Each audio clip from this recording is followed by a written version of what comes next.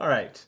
And we are live doing one final session for the Scale of Fate, where I'm going to blabber on and on and on for 2 hours or something about everything we've been through. It might not be 2 hours. It probably won't be that long. It could be that long. I already had to do some monologuing for the Corinth campaign, which I'm going to warn, when you all watch the thing I made, I hate it. I hate everything about it, but we're using it. Not my proudest thing ever, but it's done. I'm not touching it anymore. But we're going to talk about where the birds and the bees, yes. This is actually an intervention for me. I bet you're all wondering why I gathered you here today. I have an addiction to D&D. D&D and crack cocaine. No. How else do you think I write these, Kim? No, there isn't. But it's fine. You guys didn't really say anything of importance. Thank you. I need to fix that. I need to figure out why it does that. So let's start with the beginning. The session that never happened because Twitch deleted our VOD. Isn't that session 0? That was session 0. The session that never happened. Or if we call it session 1, that makes this session 69. Yes. Well, it wasn't recorded, so technically this is session 69, but yes, sir! In records it's 68. So the nicest session ever. Let's just recap. Do you want me to read the introduction again that I did before? Do we want to reread the original introduction? That was so long. From page 0. Oh, and it's not recorded. It isn't recorded. So I remember when I wrote this, I tried to do something similar to what Critical Role did with Vox Machina. 100%. Love that show. I love Critical Role. Rip it off. They are not exactly. I didn't just kill a party of people in front of the audience and be like, well, that's awkward. We all survived, didn't we? Actually, we were alive by session 0, theoretically. Define survive. Survive, yes. So here's, I'll read it back again. Do you guys think I should do a voice mod for this read? Do you want me to do a voice mod? Morgan Freeman god. It's not going to sound right. I can assure you it won't sound right. If you'd like me to, I can try, but it's not going to sound right. You do what you need to do. I could do the radio demon. That's like the only good one. Oh, no. Okay, then we won't do one. Let me read this. It says, all right. We look upon a world similar to our own, 2 moons orbiting around it, one slightly further than the other. The world is at peace, at least most of it anyways, but something is stirring, looking to tip the balance and alter the future. As we approach the land of Almoria, our gaze falls upon 8 different individuals resting for a night as a vision comes to them. A vision that has been leading them to where they are heading. Within the dreams, we see each individual standing at the mouth of a cavern, armed and ready to fight. 3 Goliaths towering above the rest, ready for battle. One wearing a wooden mask of red, white, and black, with 2 horns extruding from the top, wielding a blade as his unseen gaze focuses on a threat we cannot see. Another, a heavily armored paladin, readies his great axe for the battle to come, a feral instinct to fight burning in his eyes, and the last, a raider by trade, preparing to unleash the beast within.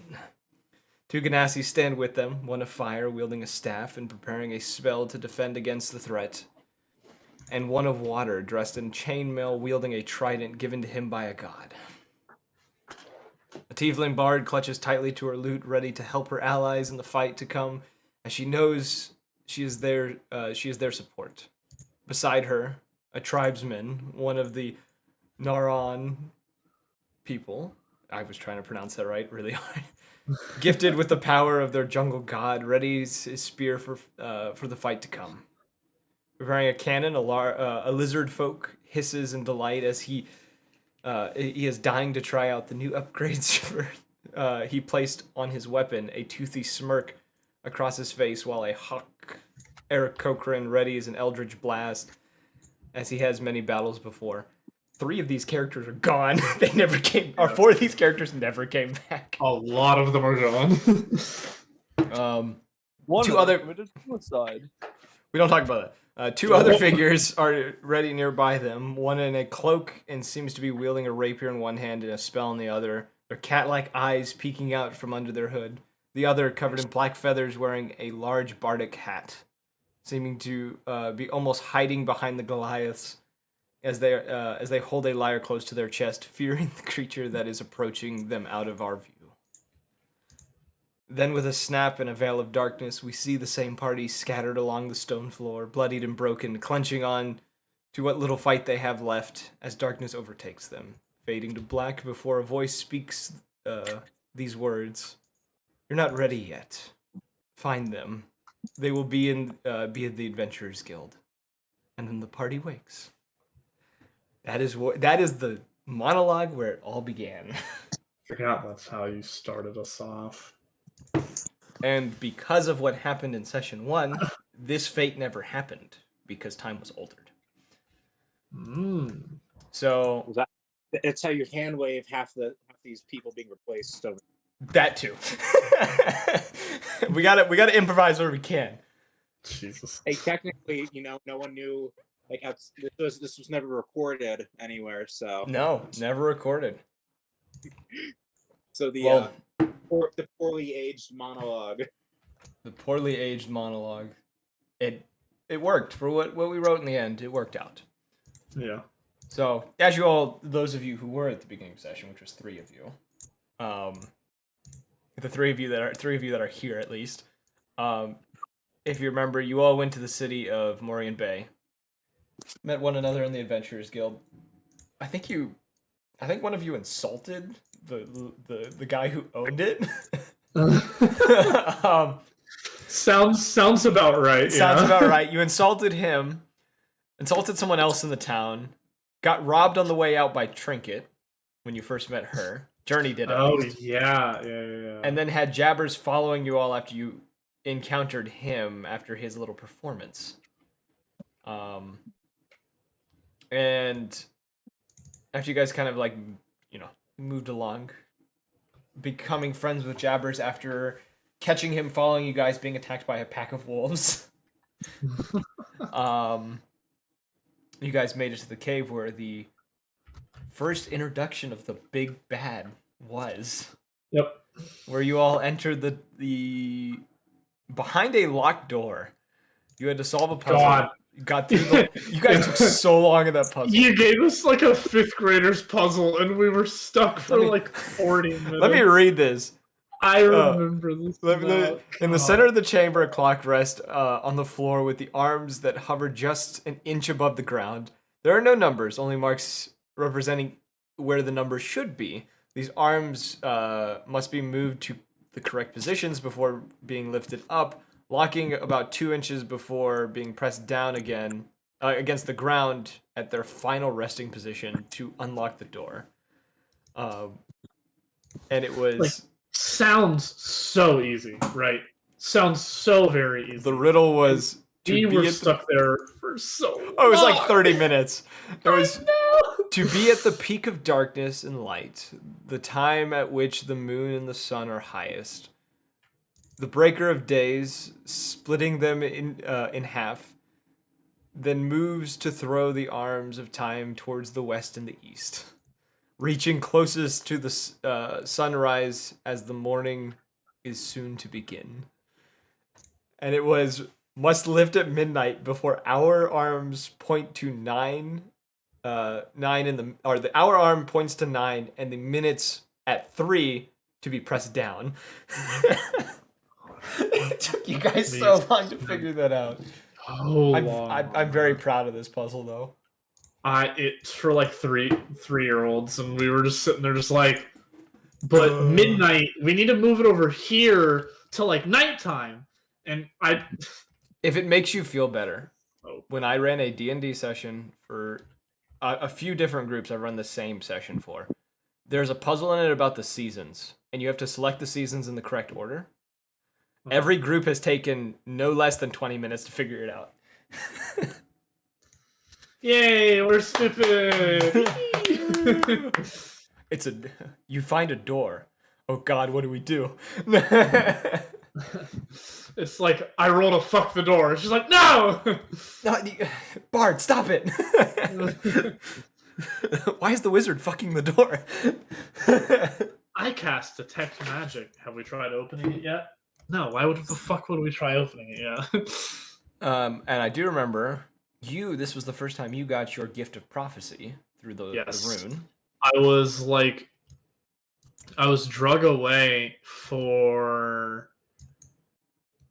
You were the only one to notice a symbol on a wall. Yep.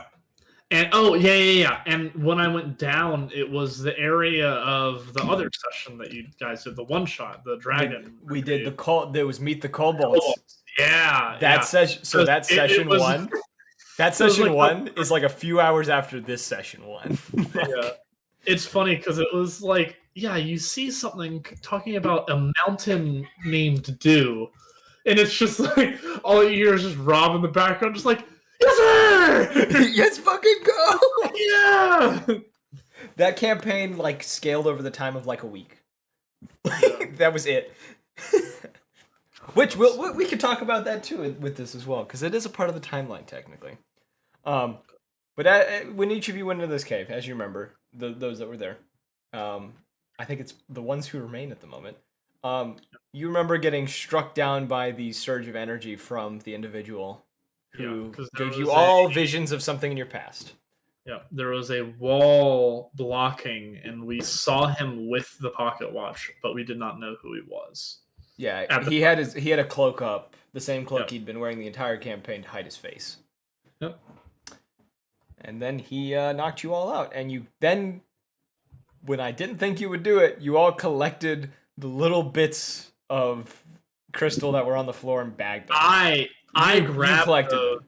Yep, I think I was one of the only ones to grab them, other than Ian, because he saw my character do it, and he was like, "Oh, that's smart," and he started grabbing some as well. And then Magnus also got a hold of the dagger that gave him the curse, the Sanguis Cani, which was the bloodhound curse. Yep. Which he heard a voice. I remember this. He heard a voice in his head that says, "A man of bloodshed and death, a man who shares my lust," and then heard cackling. And then upon you all going back to Morian Bay, you end up running into Trinket once more. We finally you were very aggressive. Like you guys went up to her, it's like, "Give me back our money," and she was like, "I was gonna pay you back," and gave you like double the money. Yeah, we also caught Jabbers in the act of whatever he was doing as well. I remember that now. Jabbers went and bought something, I think it was. You guys caught him in the middle of buying something. We caught someone in the alleyway as well. It was that was before you guys went to the thing. You caught Jabbers hiding behind a dumps, like a garbage heap. Yeah, that's what it was. That was and then he ended up. You guys told him to not follow you, and he followed you anyways because he turned himself invisible, and you had detect magic, and we're like, there's someone following us that we can't see. It was literally like me staring directly at him, like, bitch. Just holds up spellbook, turns, and starts walking anyways. You know what's funny is this was your cheapest paycheck. Yeah. You got 15 gold pieces. Yeah. God, dude. It felt like we had no money when we split parties. It felt so shit. I know. All right. Money had blocked us from so much stuff. It felt like. Well, then you guys at like 10,000 gold pieces. We don't have enough money. Just like I don't even think we even hit 10K. You did when you killed the giant, then you guys spent a bunch of it, like immediately. Right. Moment. Yeah. That was the session that I missed. Yes. Yeah. That was the session I was still gone for, so.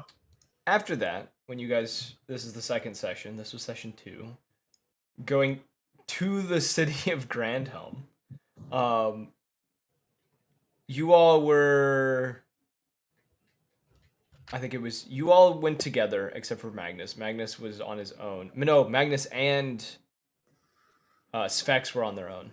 because he missed the session. So Yeah, ran the because session. Specs had ran off in the middle of the night because of and he left like a note or something.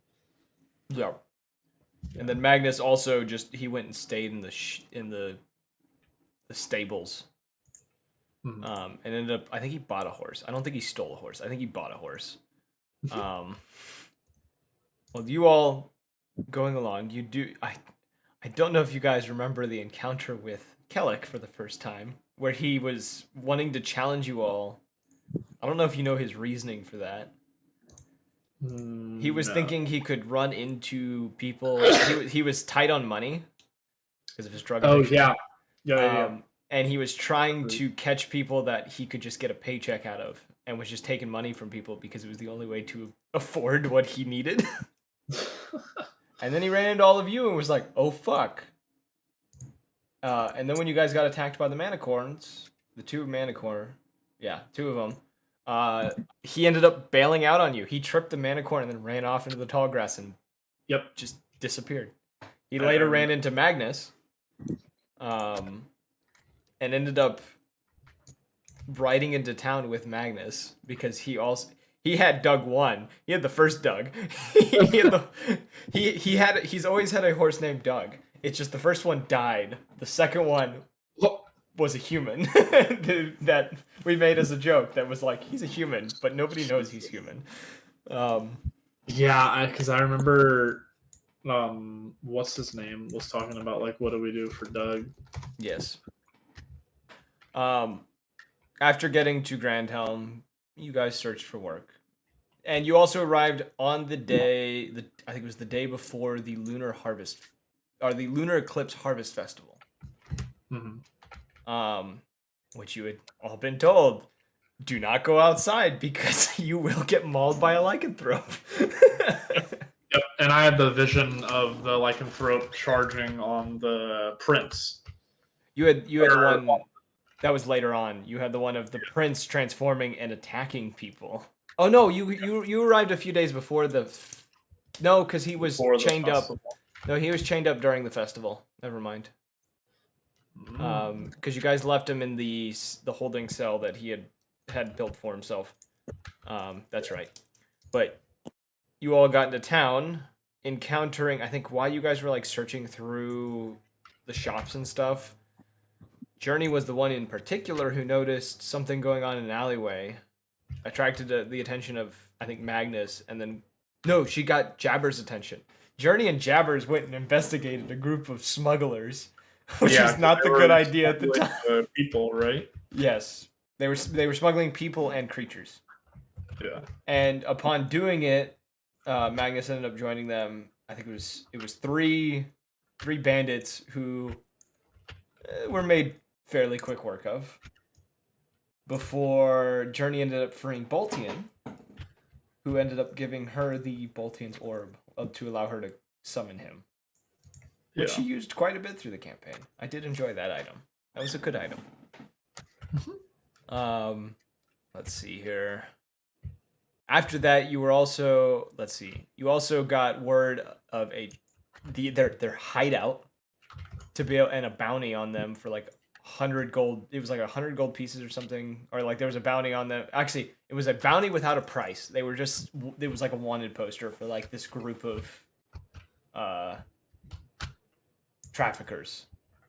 Yeah. And you all were like, "Yeah, let's go do it. We'll go do that." And like some of the party went and did it. The other half just didn't go and do it. And you all, I think that's when we split, right? You met it was after that. You met Maverick, which you knew. The rest of you met from Maverick the for the first time. Maverick Dredge, one of the captain of the guards. Yep, because he was from the academia. Yes. And he I think he ended up giving you your payout whenever you did the one thing.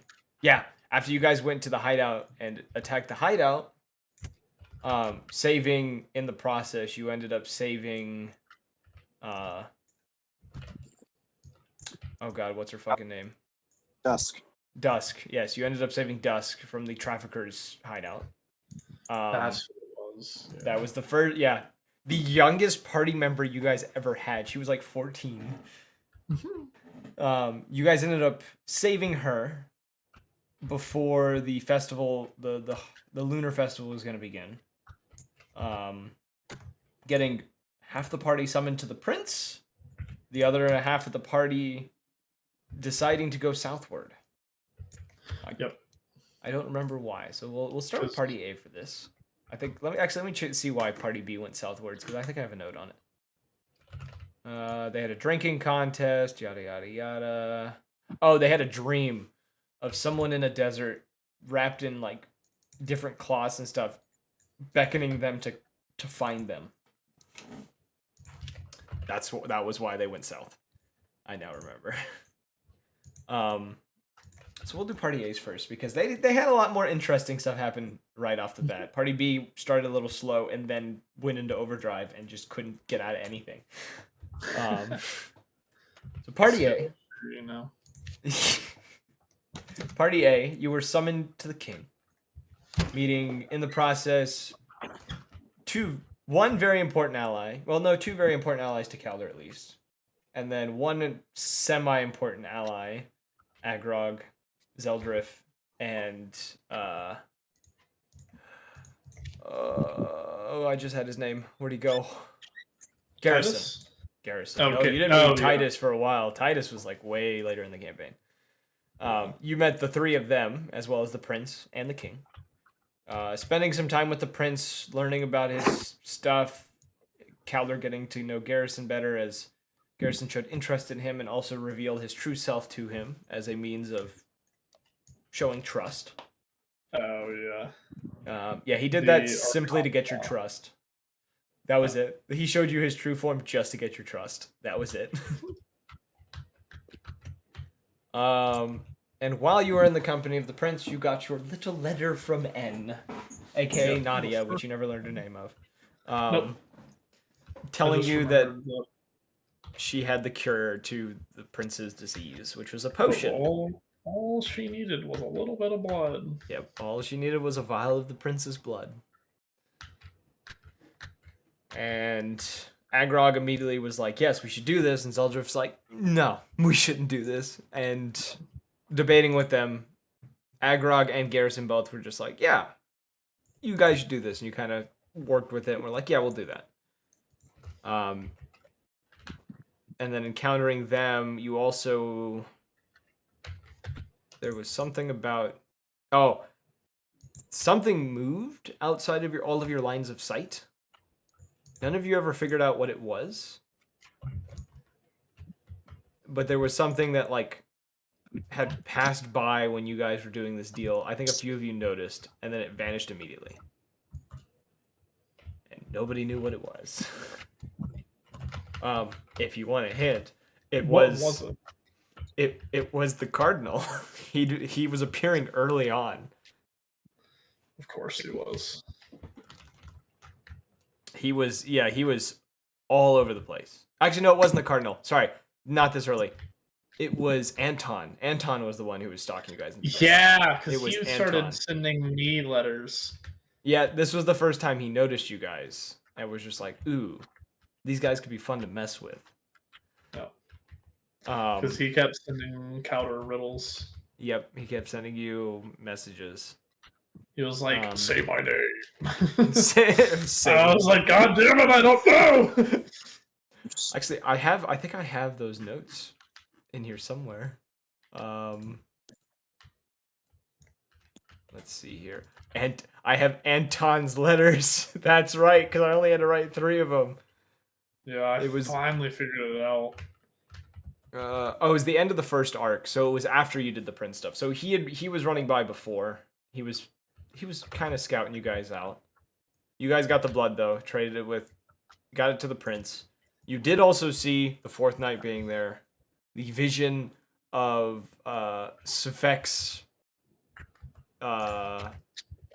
walking out along. So you first saw the vision of the prince holding a chalice, smiling in your direction before he goes into a panic, clutches his throat, turns a dark, the veins in his neck turn a dark purple, eyes go bloodshot, he transforms.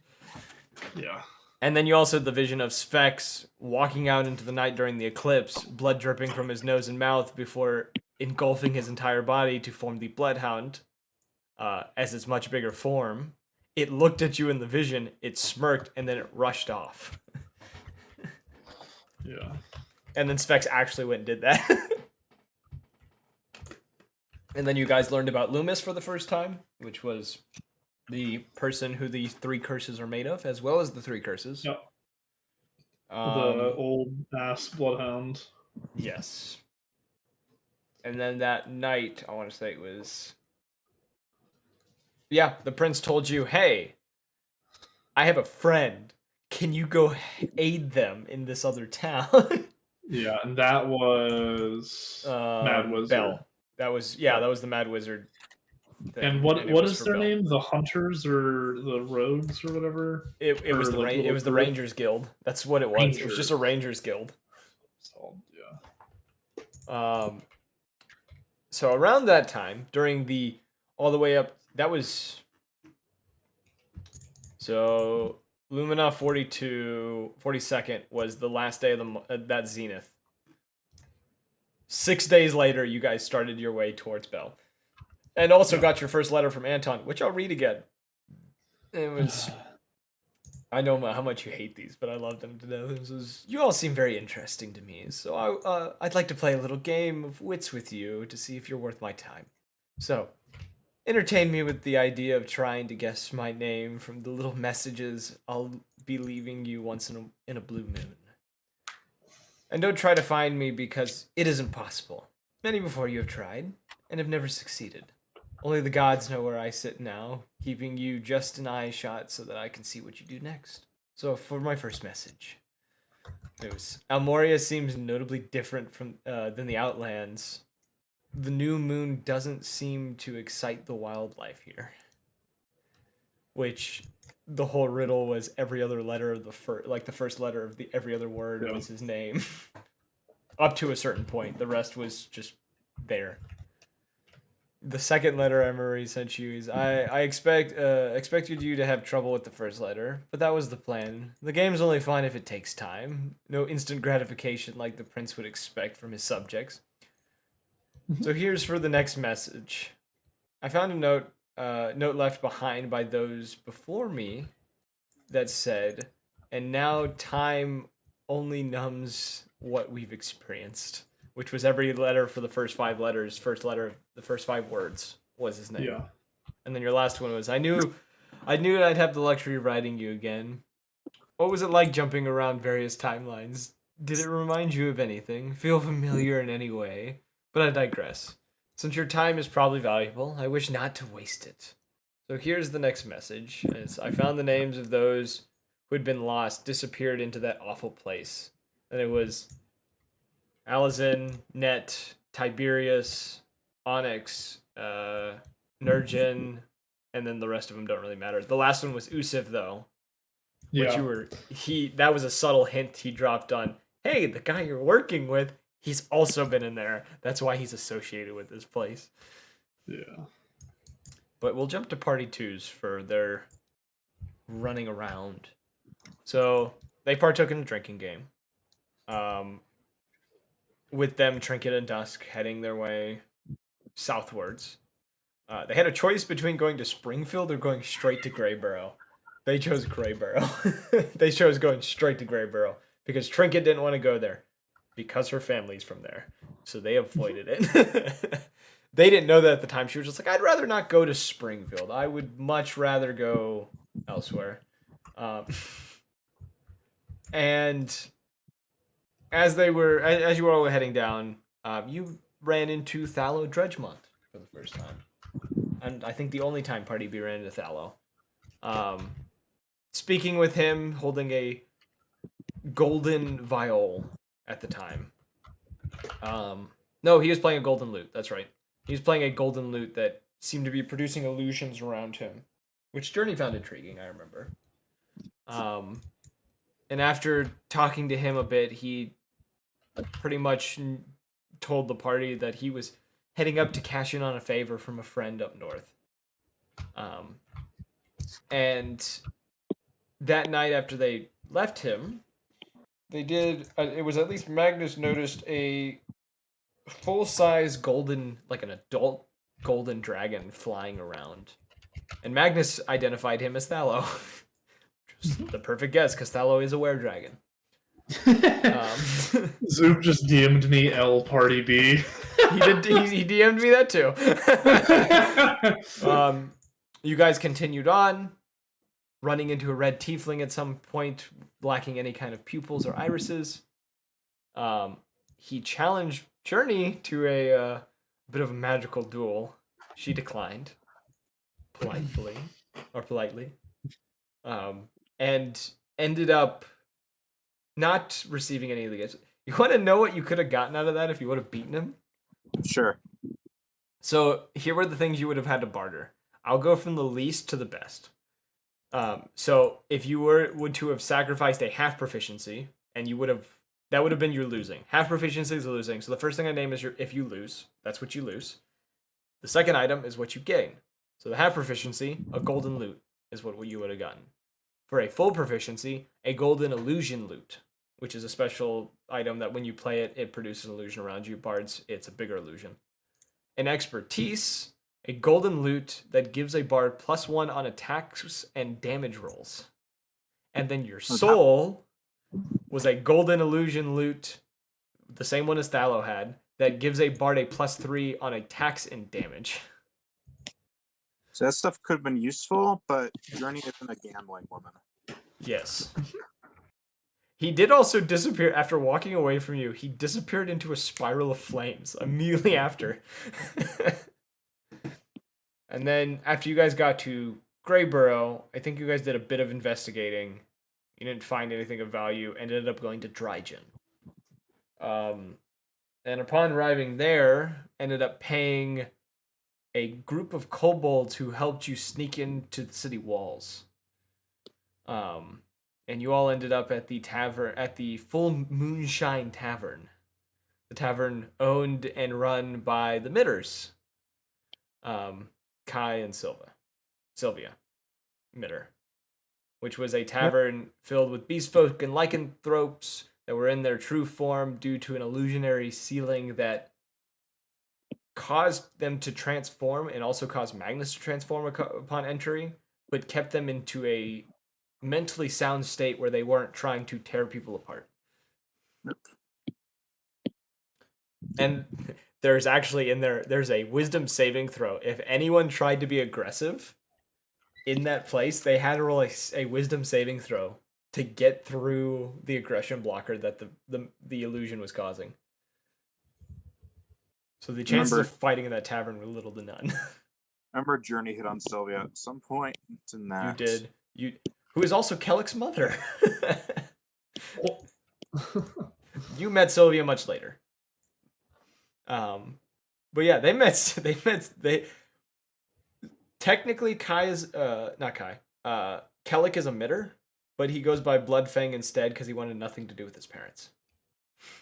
Oh, but his parents were so nice. His father was not that nice. Mainly because I played as his father in a different campaign. He was not a nice dude. He was definitely the more timid of the party, but he was not a cool, like he was a cool dude. He was a nice dude. He was not nice at all. I talked a lot of shit. That. What did he say? I want to know. Don't worry about it. He didn't say anything. All right, whatever.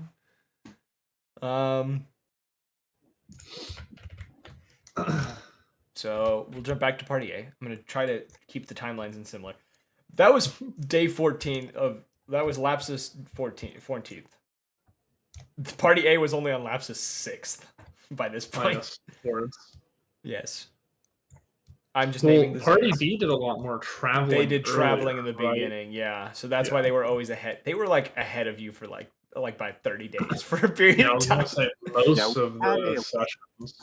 Sand speeder there for a while in the Outlands that got human.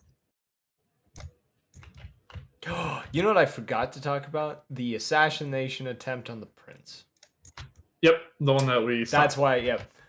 was the Goliath that stepped forward. It was a half dragon that was disguised as a Goliath. It was a mess. You guys fought. Thallo stepped in because he appeared at the party and was just like, "May I offer a suggestion?" and cast mass suggestion on all you motherfuckers. Yeah, because who was the most pissed about that? It was Caleb, I think. He was like, he can just do that? That was his start of anti-mage Yes. Caleb. You were also a little irritated because you're like, "Oh," and then it was just like, "We're gonna move somewhere else to fight," and he opened a portal for everyone to step through. And you all Yeah. went to a teleportation circle outside of Grand Helm, and he's like, "All right, now you can all fight," and then walked away. And in the middle of that fight, got shot in the back with an arrow, went feral, and proceeded to rip apart the 3 men that shot him with an arrow. Yeah, I remember that. 'Cause he just Which went you like- guys were just like, "Oh shit. Oh, he can do that to them. Think of what he could do to us." But after that, and that was when you went to go meet Bell, the Calistar. The only Calistar I introduced in the entire campaign. I don't even know what that is. It's like they're like a mixture. It's like half human, half like dream creature or something. Like they were born from the stars or Oh. something. Like, Yeah, it's I remember strange. that. There's it's an odd race, and I was just like, yeah, this works for this character. Yeah, you met Belle. Through her, you also met Usif, Yep, and who the Val? bald-headed Goliath in a nice suit. That was his description. You met Thallo before. You also he went with you guys. He traveled there with you guys because yeah, because we like found them or whatever, were She- told of them or that was shit. also the first session you called me a racist because she called him a deceptive lizard. Oh yeah, I remember that now. Because you're like, that's racist. I was like, it's slang, okay? Like, it's not racist. It's just slang in this universe. It's obviously something to just be hateful to someone you know. Or to be hateful to someone you don't know. I don't know. It's like calling like a werewolf a mutt. It's just mean. Why? You'll get your face ripped off if you do it, but you know, why would you do it? There's no need. It funny. It's funny. You know what? You got me there. But after you guys met there, you agreed to go in and kill the wizard. And Usuf was... I think Usuf gave you some stuff to help you. He gave you the timepiece that allowed you to Yeah. travel through it. And you guys... So I remember we had to attune to that shit, Yes. and we apparently did it in record speed, is what you said, Yeah. or not like record speed, but oh shit. Well, I made you roll for it to see how fast you guys could attune to it, and you guys did it really quick, and I was just like, oh shit, they rolled really well. All right. Which that arc for you was Fractured Time. I think Fractured Time. Where you guys went through a very complex dungeon. God, yeah. Let me tell you all of the creatures you could have encountered. So what you had encountered when you guys went through, you encountered the Weaver, I think. No, you didn't encounter the Weaver. You encountered the Grasper, which was the Cobalt. Yeah, the one that grabbed A bunch of. No, that wasn't the one that grabbed Jaffers. Oh, It was the sewed together pile of kobolds with the lantern in its hand that it threw fireballs at you with. And it had like 7 arms, and it grabbed like 3 of you at one point. It was like holding on to 3 of you. And you were all just stuck there being held on by it. And it had 3 heads, and it was gross. You also ran into the Mimic Construct. That was the one that grabbed Jabbers. It was the Warforged that was made of mimics. A terrible thing nightmare. And you also ran into the Maw-Claws, which was the giant hands that had fangs or mouth on the palm of it. That I think grabbed onto you and bit you. I think you were the one who got bitten by it. Yep, I remember that now. Let me tell you about the other creatures you didn't encounter, depending on where you would have gone. There was a blood crystal dragon wormling in there. Jesus, that sounds daunting. Instead of the breath attack that a normal crystal dragon had, it had a blood siphon instead, where it would suck the blood out of anyone within a 15-foot cone. It's pretty daunting. Imagine if it got to adulthood. No thanks. I'm good. There were displacer wolves, which I gave a hint of them. Which Yeah. were it's the mix of a displacer beast and a dire wolf. There were crimson cats, which were just the bloodhound, but as a lion instead. And then a dire noku. It had combination of stats from the dire wolf, the gnoll, and the kenku. I made abominations, and then the weaver. Which, let me just read the weaver's description, because it's probably the most foul out of all the ones I made. So the weaver is a spider-like creature with humanoid features to it. It appears to be unsettlingly human, having limbs with hands, a human face that can split around the mouth to form a larger maw with several poison-soaked fangs, and a spider body covered in human skin. This just sounds like a monster from Agony. Yeah, I think I pulled the idea from something that I had seen and was just like, ooh, I could make something like that. It was Resident Evil. That's what it was. I was on my Resident Evil grind at the time of just like really getting into Resident Evil stuff and was just seeing these creatures and was like, I could make stuff like this. Remake is out on Friday. I haven't played a Resident Evil game in a while. Have you played Resident Evil 6? 6? Yeah.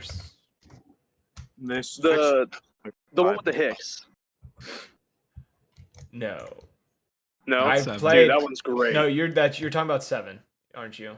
Oh, wait, is No, it? yeah. Is it No, 7? 8. It's 8. Wait, I thought. what? Biohazard No, is 7. not the one with Lady Dimitrescu. The one before that. Oh. So it is 7. Shit. Well, never mind. Oh, yeah, I played through half of it and then I soft locked the game. So Dang. you didn't think you could soft lock a Resident Evil game, did you? I did it. I didn't find a part you're supposed to find in one of the rooms, and the room fills with insects and then the crazy mob, and I had 1 health at the time, so I couldn't go in the room, so I was stuck, and there was no healing. So it was Oh, over. I know that part. Yeah, that Yep. part. I'm pretty sure I saw a playthrough with PewDiePie, and he had the same thing happen to him. I was so sad. I just quit the game. Just didn't go back. I need to go back, but I need to get a better computer before I can do it because the stream dies on my current computer. Nothing new here. Sounds like a skill issue, you know. Clearly. Oh yeah, you had your vision before you went in there, specifically of Jabbers getting shit happen to him. You remember that spell you got much later, the rebirth spell? Yeah. That's You told me the, that's what happened that's to the him. spell that happened to Jabbers. It didn't complete, so upon not completing, the blessing onto the creature still occurs, but it's extremely painful. And it takes a lot longer. That's why Jabbers was in pain for like a week.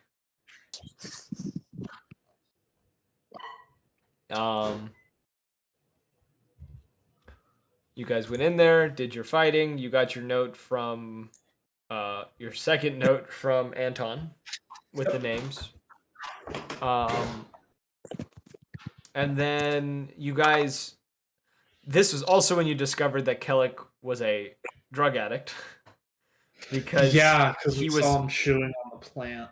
He stopped taking his Stilma, which was the it's almost like a muscle relaxer of sorts.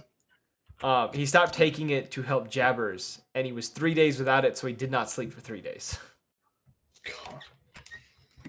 And then the moment you guys got back to Grand Helm, he went and spent all the money he had earned on drugs. Like a shroom man. I mean, And then after that, you guys headed down. You guys went towards Greyborough because you had gotten. You encountered a man with a letter. It was a human in a suit who came up to you all and was looking for Calder in particular and said, "Here is a letter from Oh. Greyburrow. He would like to see Yeah. you." And then you remember that in the letter that Edward Greyburrow told you that he knew your parents, so therefore he feels he knows you, so he's gonna summon you. Yeah. And now we'll jump back to Party B as you guys begin your travel to Greyburrow. Back to Party B. They helped. Oh, after getting to Drygen and speaking with Kai and Sylvia, they ended up getting a job to go to Coffin Rim to go and loot the underground of it because there was tales of treasure and other things that were there, but no one really wanted to go there because it was a ghost town, literally a ghost town. The only thing that was there was undead. They went there. While going there, they encountered a Furbolg druid who did not like them going through his desert, with a giant hyena and a gnoll as a companion. They ended up killing the hyena and the gnoll, and then he escaped with his life, barely. And they just never saw him again. He just never came back. Jesus. And then upon arriving to the town, along the way, Magnus began seeing this weird blade and hearing it whisper to him and laughing and all this other stuff. Which, after getting to the town, he ended up picking up and giving himself the Mad Blade's curse. The first curse of many that he received. And I think you all rested in the town and then headed into the saloon of the town. Or the guild. No, it was the guild. The old guild. And while trying to loot it, I think it was 3 skeletons and a specter attacked you all. I think that's who ended up attacking you guys. And after fighting them, you went down into the underground of this place, met the Skullhound and Nadia for the first time, which no one knew their names because no one asked. That is a trend with my parties. No party ever asks for names of enemies. We only ask the names of minor characters. Yes, and then I go, fuck, I gotta go through my list of names. Yeah. So you met them. Nadia straight up told you, yeah, I think it would be really cool and really fun if you went and got this glass rod we want that's in there. You can take whatever else you find. We just want the glass rod. And Is Nadia the dragon tabaxi? no, she was the Aarakocra, who was with the Skullhound. I thought they were just like, no questions asked. I bet. Well, We're talking in there. Yeah, they were like, we're going in there anyways. Why not? I'm just like, all right. Gotcha. They went in there. They got a bunch of items.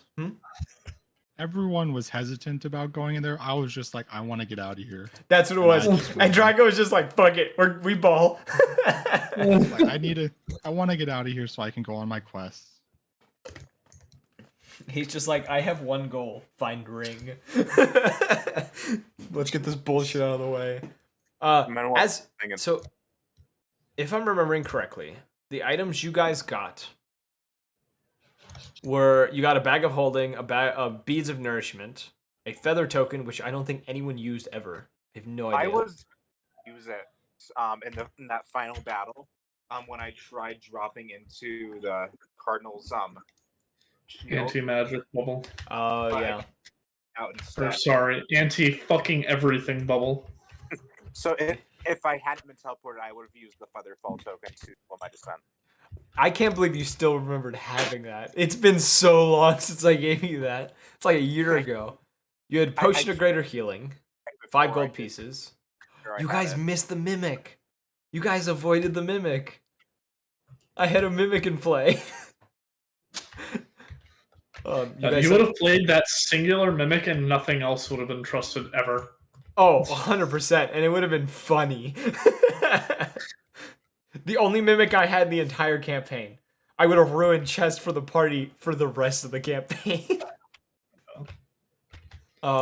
You guys found the boots of Elvenkind, the cloak of Elvenkind, 2 more healing potions, a bag of 25 gold pieces, an orb of direction, an orb of time, 2 useless items that don't mean anything to anyone, a wind fan, a potion of greater healing, and then a bag of 50 gold. Journey had the wind fan. She used it for a battle, but she never had the opportunity. You guys missed 3 items that were hidden behind an illusionary wall. I pulled an Elden Ring. Oh my god. There was an armor of smoldering, a shield +1, and an adamite armor. Adamantite. Adamantite armor. That's a good one. I'm gonna be honest. I'm glad you didn't find those. It made it significantly easier that you didn't have that. Jesus. After finishing that, you guys went back. And then we're given another job by the Mitters to find their missing goods. Which, after doing questioning, doing a little reconnaissance and checking around, I think Magnus ran actually into the Furbolg again. And I was like, he's going to kill the Furbolg. And then the Furbolg was just like, I don't want any trouble. I'm just here to buy supplies. And Magnus is like, whatever. Just let the guy go. He also turned a group of kobolds against each other using a bag of gold. Jesus Christ. Yeah. And you guys...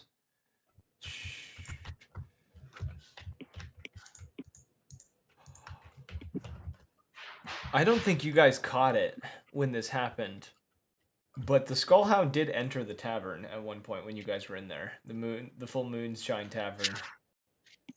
There was a cloaked figure that walked in, went up to Kai, dropped him a bag of gold. And they had a conversation in Knoll, which none of you could speak at the time. Like, all of you heard him talking in just this growls and grunts and stuff. And then he gave Kai a bag of gold and then just walked out. And just, Completely not sus. yeah, just nothing. There was no exchange. It was... Oh, wait, no. Yeah, it was just him giving Kai a bag of money, which was 100 platinum pieces, by the way. Dang! High rolling here. Yeah, well, the Skullhound, wasted no expense. So... Because money didn't mean anything to him. Getting all 3 of his curses back meant everything to him. After that, you guys ran into the little group of thieves. Ended up killing all of them but the bard of the group, which Sylvia showed up, and she took him off, and then when she came back, her face and claws were covered in blood. So you can only assume what happened to him. Just say they had a conversation. Put it that way. She had a couple of traits like Kai did, where she had a tendency to tear people's throats out with her teeth. Kai was the same way in the Wild West campaign. Just silly little quirks, You weren't there long enough to watch me just tear the throat out of every person I snuck up on. No. I did to like 7 people. I saw it like once or twice. You saw it once with the cart where I snuck up to the cart and was like, hey there, and bit the dude's throat out and then drove the cart off. You're like, sup, cuz? Thanks, by the way. And try to cover up the pool of blood that I made by sitting on it and then realize that was a terrible mistake. And you guys got a Dune Strider Dune Cruiser out of that. That's right. Which was your new form of transportation, which was literally... It was like, those fan boats that you see in Florida? I can't think what they're called.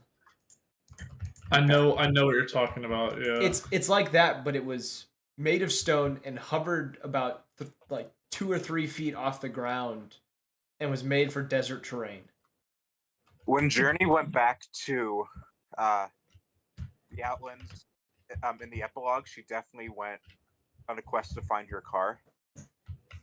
You would have found it. That town was still being rebuilt by that point. because like the quarantine had just been lifted by the time the campaign ended. Probably would have got mages gilded into like what was the port city? Pearl, like something Bay. Pearl Harbor. No, Pearl Harbor. Not Pearl Harbor. Whoa! No, I jumped. Whoa! It was not Pearl Harbor. Sorry, Pearl Bay. Whoa! Coming out swinging. D&D campaign. It didn't get bombed. It just. Pearl Harbor. I jumped straight to Pearl Harbor. With that's not what it's supposed to be. God damn, Tyler. I've never answered. I've never Too answered. realistic. I've never answered wrong so quickly in my life. Holy fuck. After you're all doing that, you ended up going to the Oasis, which you knew you were supposed to go to because of another vision. And you met Caslow, which I think he was a half-elf. I want to say Caslow was a half-elf. And he invited you all to come help him. He is a half-elf. He invited you all to help him save the town of Rapture, which was his hometown, because there was stuff that was happening, mysterious disappearances, other such things. You know, your normal Wild West town stuff. Ah, yes. Come here and save Rapture. Because that sounds so friendly. And when you got there, you discovered that this was the home of Dusk, meeting her father, Nero. Journey lost her surrogate daughter. Yes. And you also met... let me just pull up the list of people. I made a list of 100 NPCs for this town, by the way. This is the town I did the most work for. We didn't even use half the NPCs. Yeah, I made 2 entire Dragonborn clans that were in this town, and half of them worked at the bank. Oh, we lost Journey. They'll be back in a second. Maybe. Okay, maybe they won't be. Nope, there they are. So in the town of Rapture, you had met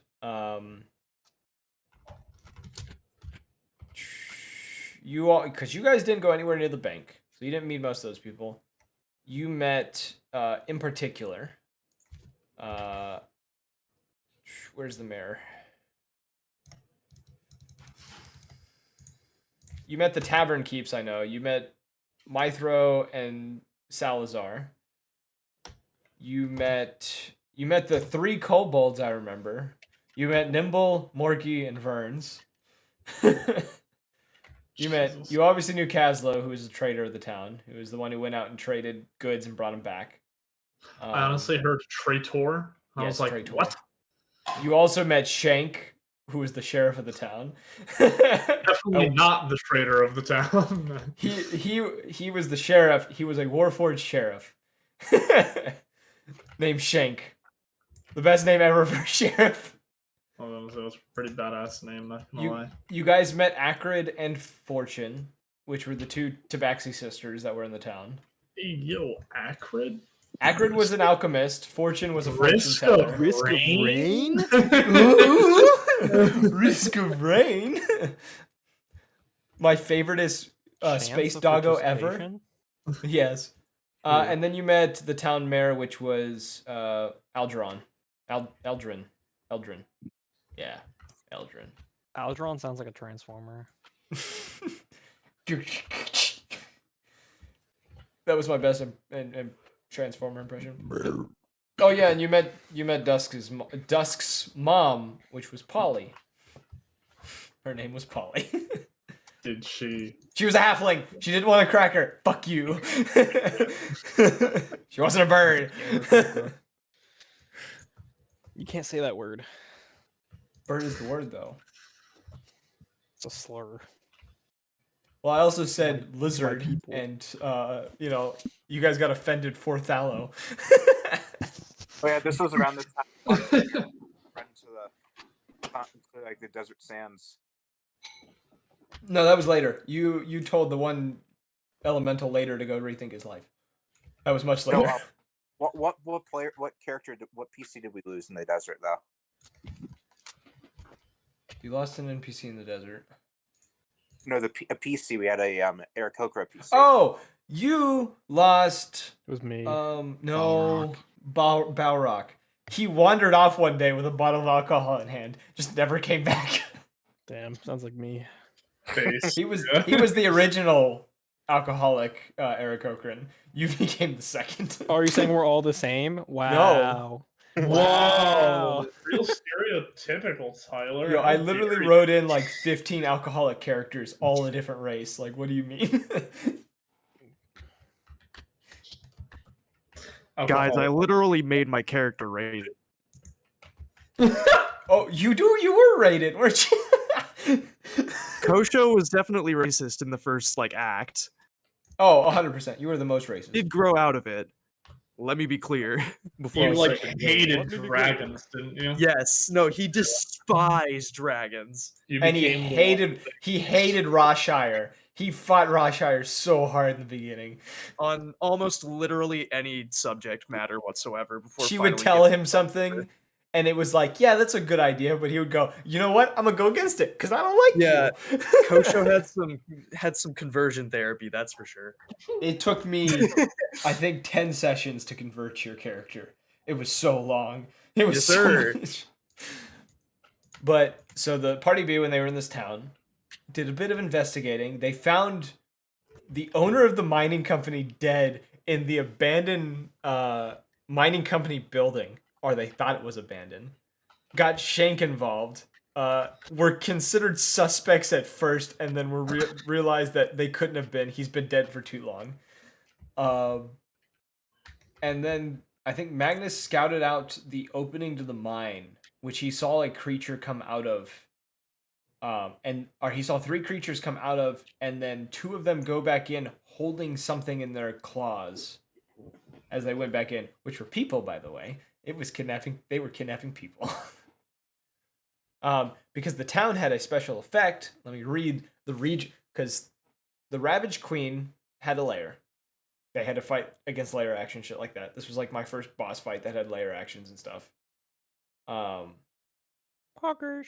The regional effects, any creature who entered the area affected by the region of the Ravaged Queen would experience the following. Creatures experience disadvantage in all perception, insight, and investigation checks when within the hunting grounds of the Ravaged. Humanoids experience trouble sleeping, requiring a DC 12 Wisdom save in order to fall asleep, or would experience a version of insomnia and be granted a point of exhaustion. Exhausted creatures must roll a DC 12 Wisdom save after sunset, or are considered charmed and will wander into the night to be captured by Ravaged. And then the last effect was strange bright green fungi and fleshy matter would grow within a mile of the lair, growing more in the hunting grounds of the Ravaged. So this is the shit they had to deal with. So like the first night they slept, they all had to roll a DC save. I think all of them passed. I think it was fairly simple. They all passed it. They ended up going into the mines, getting Nero to help them instead of Dusk, because Nero was experienced with fighting things. They went in there, did a bit of traveling within the tunnels and shit. I actually had a system. They had to roll a D12. Every time they rolled a D12, there was an effect. On a 1, tunnel collapsed. Party must find another path and roll the roll again. So they had to get 6 total rolls that resulted in them getting further. If the roll failed, they had to re-roll that roll. 2 to 3 on the roll were attacked by a group of Ravaged. They never rolled that. Actually, no, sorry. They rolled it once. 4 to 6 come to a crossroads. Coin toss determines which is right. If the wrong path is picked, the party loses time but eventually gets back on path. Causes a +1 Ravaged for the boss fight. I think by the time they got to the boss fight, there was, I think it was 4 Ravaged they had to fight and the Ravaged Queen. 7 to 9, party will be hit by a cloud of gas from cave walls. Party must roll a DC 19 wisdom check or wisdom saving throw against the gas, or be knocked unconscious for 10 minutes, adding a +1 Ravage during the time. If successful, they will hallucinate. That was it. And then a 10 to 11, direct path with nothing blocking their way, 50-50 chance of finding 500 gold pieces worth of gems. They did do that. And then on a 12, finds one of the kobolds who offer to point them in the right direction. They will say that they've been trapped there for several days, feeding off whatever they could find while trying to find the exit, which they couldn't. Something about the place made it impossible, even if they knew it like the back of their hand. Considering these were two of the miners that had spent probably months in this mine before the Ravage showed up, they couldn't figure out where to go. And then you all fought the Ravage Queen in the fight, Trinket going down, being placed inside one of the incubation sacs of the Ravage Queen, who attempted to convert her into a Ravaged, the first of many downfalls of Trinket. You just abused the fuck out of that NPC. That NPC, I felt so bad for her. And I did the same thing to Kellic, but Kellic could take it because he was a fighter. She was a rogue. The hell's not the same. So, after you guys did this, I remember you met Morky and Verns, who both helped you out of the cavern because they all of a sudden remembered how to get out. And that's when you met Incarus, the man who owned the Dune cruiser that you guys had been, or the sand cruiser you guys had been using, and pretty much told you all that he needed it back, but he'd give you a ride to his hometown where he was going to be partaking in a blood sport called dune racing. Yeah, this is when the party participated in the wacky races. Yes, the wacky races of awesome. Mad Max. Yes. Back to Party A. You all stopped in Springfield on your way to Greyborough after getting the letter. You did meet Speck and Jewel, which were Trinket's mother and father. You did run into them. You guys probably didn't. No, you did catch it because one of you noticed the picture. Or was it later? Did you guys end up back in Springfield? You did end up back in Springfield. This time you didn't meet them. You met them the next time. That's right.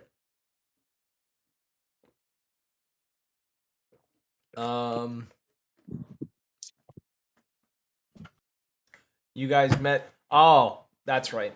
On your way to Greyborough, you met the small owlin friend of yours by the name of Galnora, who was fighting a chain demon at the time.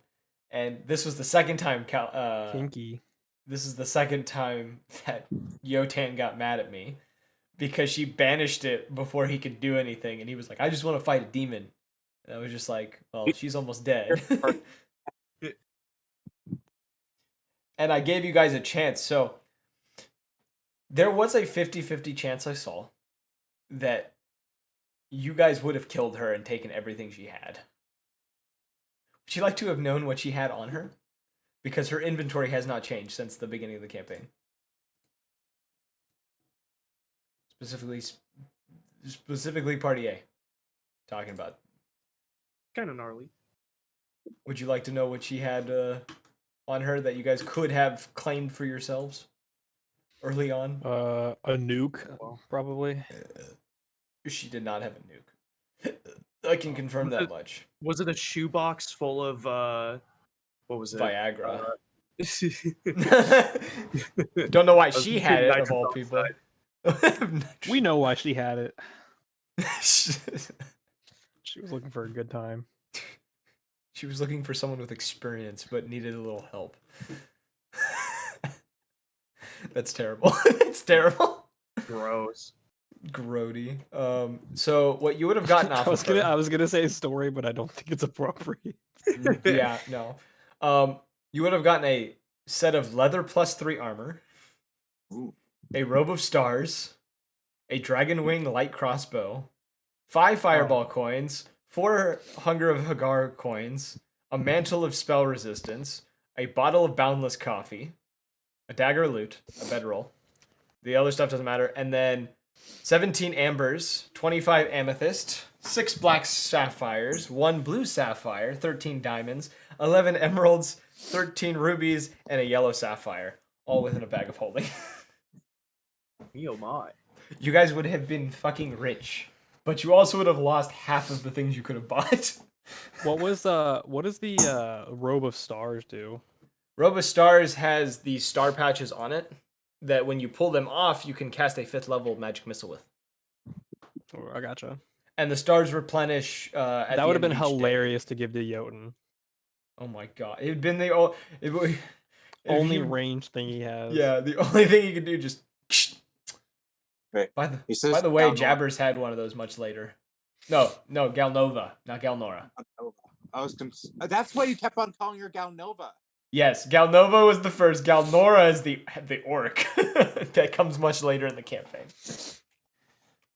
Now I understand why you kept on confusing the names. It made sense to me. You made bad name choices, Tyler. Dude, I named like 200 something characters. I was running out of names. God damn. You start recycling names after a certain point, bro. Jesus Christ. You're just pulling Yeah. Elden Ring. Godwin, Yeah. Mogwin, Godfrey, Godfrey. Godrickson. Start naming people in threes, where I just change the first letter of each name. It's the same name, it's just a different letter at the start. It's like Lord of the Rings, like dwarves. Jesus. You ever notice that? They come in triplets Thorin. and doubles.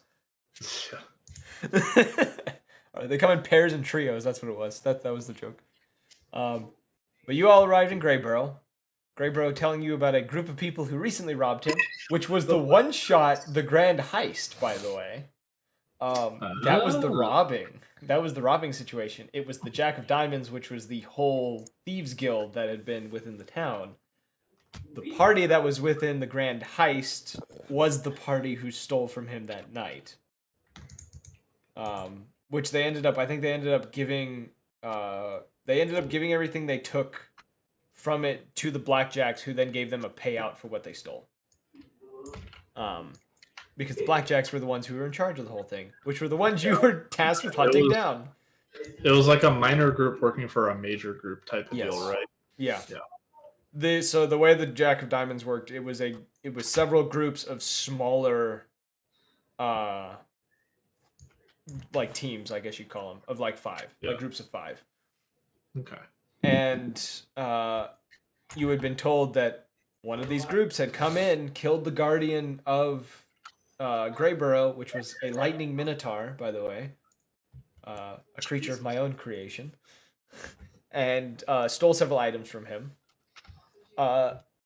Which the people who played in the Grand Heist knew that Callisto was the one who actually commissioned the Jack of Diamonds to steal from him because she enjoyed him being angry. She enjoys Greyborough being upset about things. As you all figured out, A Callisto wonderful enjoyed chaos. partner. Yes.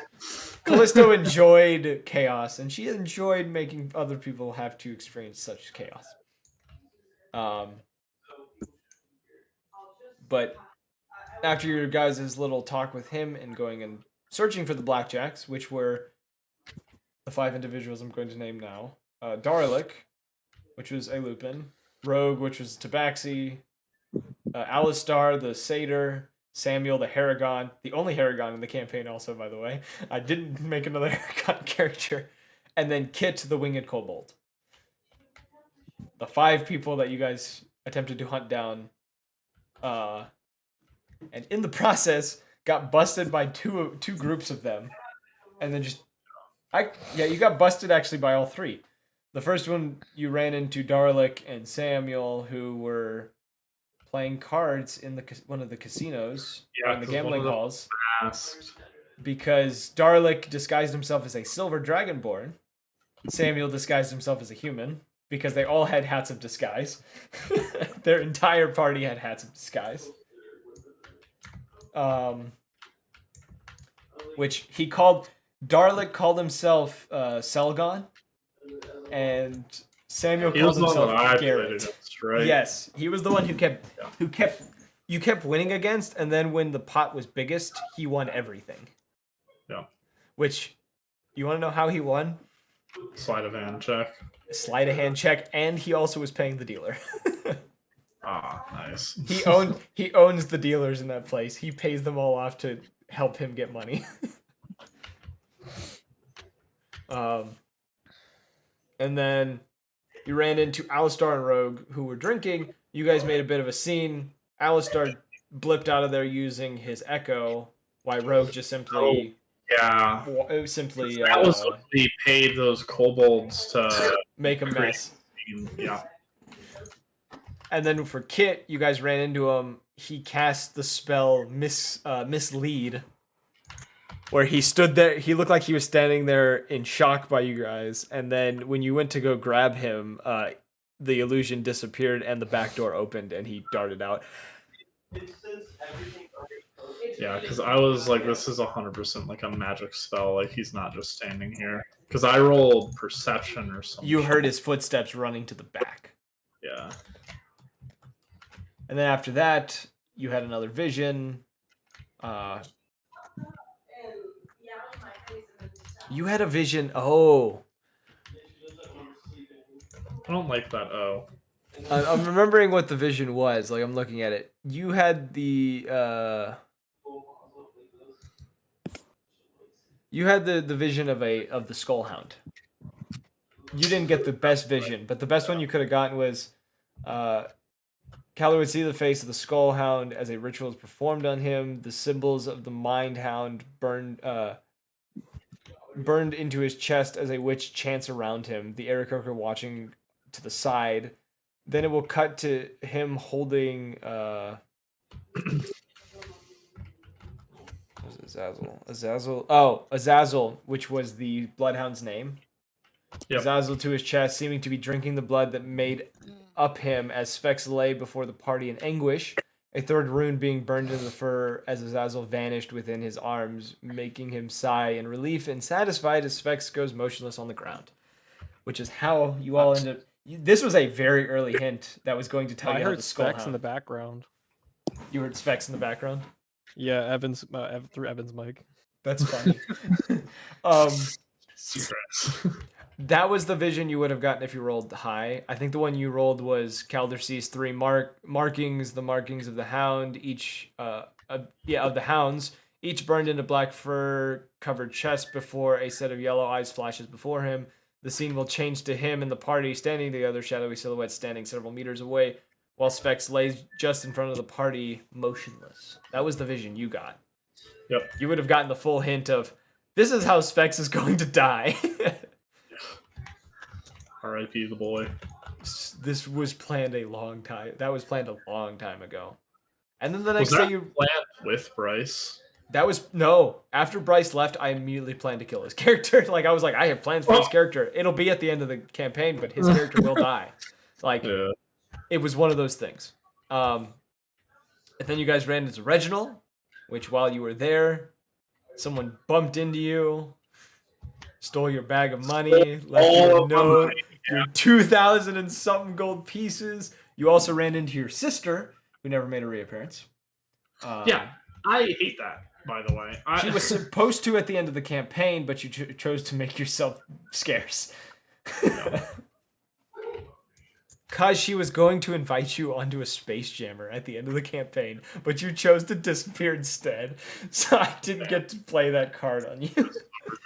Because she became the captain of a space jammer at the end of the campaign. Yeah. Well, that was her goal. She told you that. And she told you that there was a dragonborn in the mountains who was supposed to help her with it, which was Titus. Titus was the one who was supposed to give her the space jammer, but his space jammer got destroyed by dragons. Space dragons. God damn it. Get out of my head! Never. And then after meeting the you went to meet with the Blackjacks, and while you were going there, you did hear from Edward him send you through the sending spell. I want to check in on your progress. Have you found the Jack of Diamonds? And is there anything you need from me now? And you were like, no, there's nothing we need. We're following a lead. That was it. That's like all you gave him. And then you learned locate anomaly when you met the Blackjacks. Which showed you the mysterious man holding a pocket watch and a cloak, standing up in one of the rafters, and then stepping backwards into a rift and disappearing. That was when Calder started going nuts. So Yes, that's when it began. the start of Calder's schizophrenia arc. And then Darlic began to explain his whole plan, telling you, if you leave town, I'll give you this mirror. Because by this point, you had met Anton. Anton's like, I need this mirror from him because he betrayed me. If you want to know the backstory on that, Anton and Darlic worked together. And then I Darlic, was you were told that Darlic put James in the mirror? yeah, Yeah. Anton's lover. No, his mentor. You don't have to, yeah, same thing. I didn't make a gay couple for my campaign. I'm sorry to disappoint. Yeah, you did. I had players to do that for me, okay? Me I and didn't have to do Calder. that.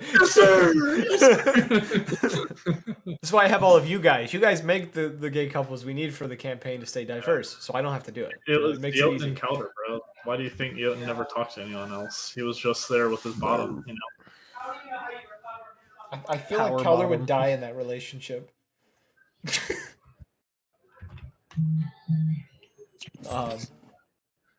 But after you all did that, you decided to go into the mirror, which we'll come back to you guys and go back to Party B real quick to talk about their That's mad. Fucking years. We're gonna talk about their little Mad Max endeavor. So they got to the town of Mirage, the home of Incarus, and they also met his colleague by the name of Zimmel, a half orc who pretty much was his mechanic. Zimmel ended up being the one who ended up working on their Dune Racer, and which they called it the Sand Cobra. By the way, Incarus, for anyone who didn't catch this part of the campaign, he was a UNT pureblood. That's why it was called the Sand Cobra, because it was based off of his origins. Every racer in this little arc all had a theme, and I had a lot of fun with this arc, and I think the party did too. But you all were. I do not have fun with that. I think your party would have been. I don't know if you guys would have liked it as much. Yeah.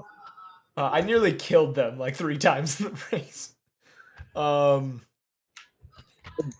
teleport inside another vehicle and kill its driver. Yes, fun. You did. Yeah.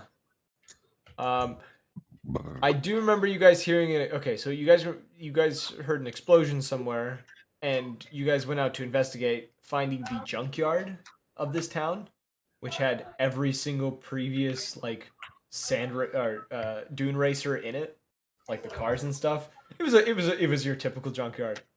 In the junkyard, you guys found the junkyard dragon construct, which you all ended up fighting. It was essentially an acid dragon. Damn, Yu-Gi-Oh! GX. Junker monsters. Jesus. And after you guys... What you know about Yu-Gi-Oh! GX? Shit. I don't know anything, bro. Yeah, they seem to have made something that was based off something from it. After you guys fought that dragon, though, you did run into the Lycan Hunter the first time, the white dragonborn who wanted nothing more than to kill Magnus. Magnus was his... That was your counter to him, right? This was my first time downing Magnus. Yeah. Whatever happened. We'll get to that later, because there is a reason he didn't come back. He almost did, but then Magnus dropped out of the campaign, and I didn't want to bring him back. Because there's no point. It was just like there's no point by that point. It's just like, eh.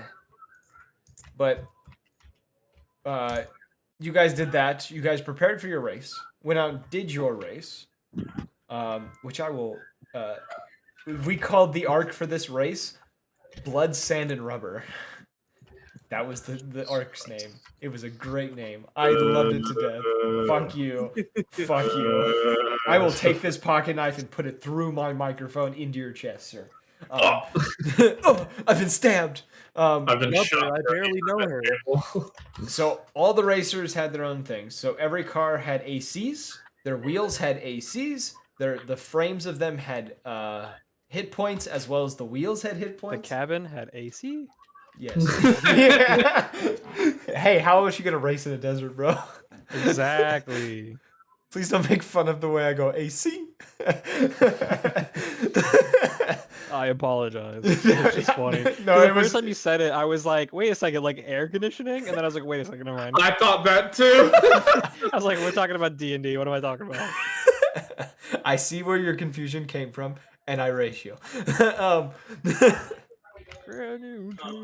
So we had the Sand Cobra, which they had, which had acid-based attacks. We had the Outland Speeder, which was all about going fast as fuck. That was it. That was the only thing it had about it was fast as shit and hard to hit. That one was 4 mages that were all human were driving the Outlander Speeder. The Dragon Raiders, which was a half dragon and a dragonborn of Sandor, which was like a telepathic gem dragonborn or something. And then 6 kobolds had a fire breath attack on their truck, which they burned the party 3 times with. Damn. We had the Chitin Guard, which was a group of orcs in a pretty much a vehicle covered in just thick like chitin from giant scorpions that they went out and killed to get this armor. And then the Lightning Hound, which had let's see, it had 4 gnolls on it. Including one that went by the name of Xenol the Electric Gnoll, who played an electric guitar. I needed the Mad Max electric guitar. I really had to have it. Did you have someone spray paint their mouth? No, I should have done that too. I should have had the Dragonborn do it, because that would have been funny. Because then he'd use a breath attack afterwards. Damn it! I should have talked with you about this before I did it. I'm sorry. But she had the. What do they say? I forget what the war boys say when they spray paint their mouth. Shiny and What a chrome. lovely day to die. I forget. That's the line I remember from the newer Mad Max is what a lovely day to die. That's the way you die, boy. So this electric gnoll, which the party had slight trouble with, and then literally deactivated her ability to do anything by burning her guitar out of her hand. Oh god, I remember how she died too. Was she the one I teleported in front of the car? No, she's the one who went to jump from her vehicle to yours, failed the acrobatics check, and ended up under the wheels. And died instantly. You guys saw her jump, you heard a thud, and then you just felt a thump, thump. Oh, speed bump. Yeah, pretty much. And Incris went, "What the fuck was that?"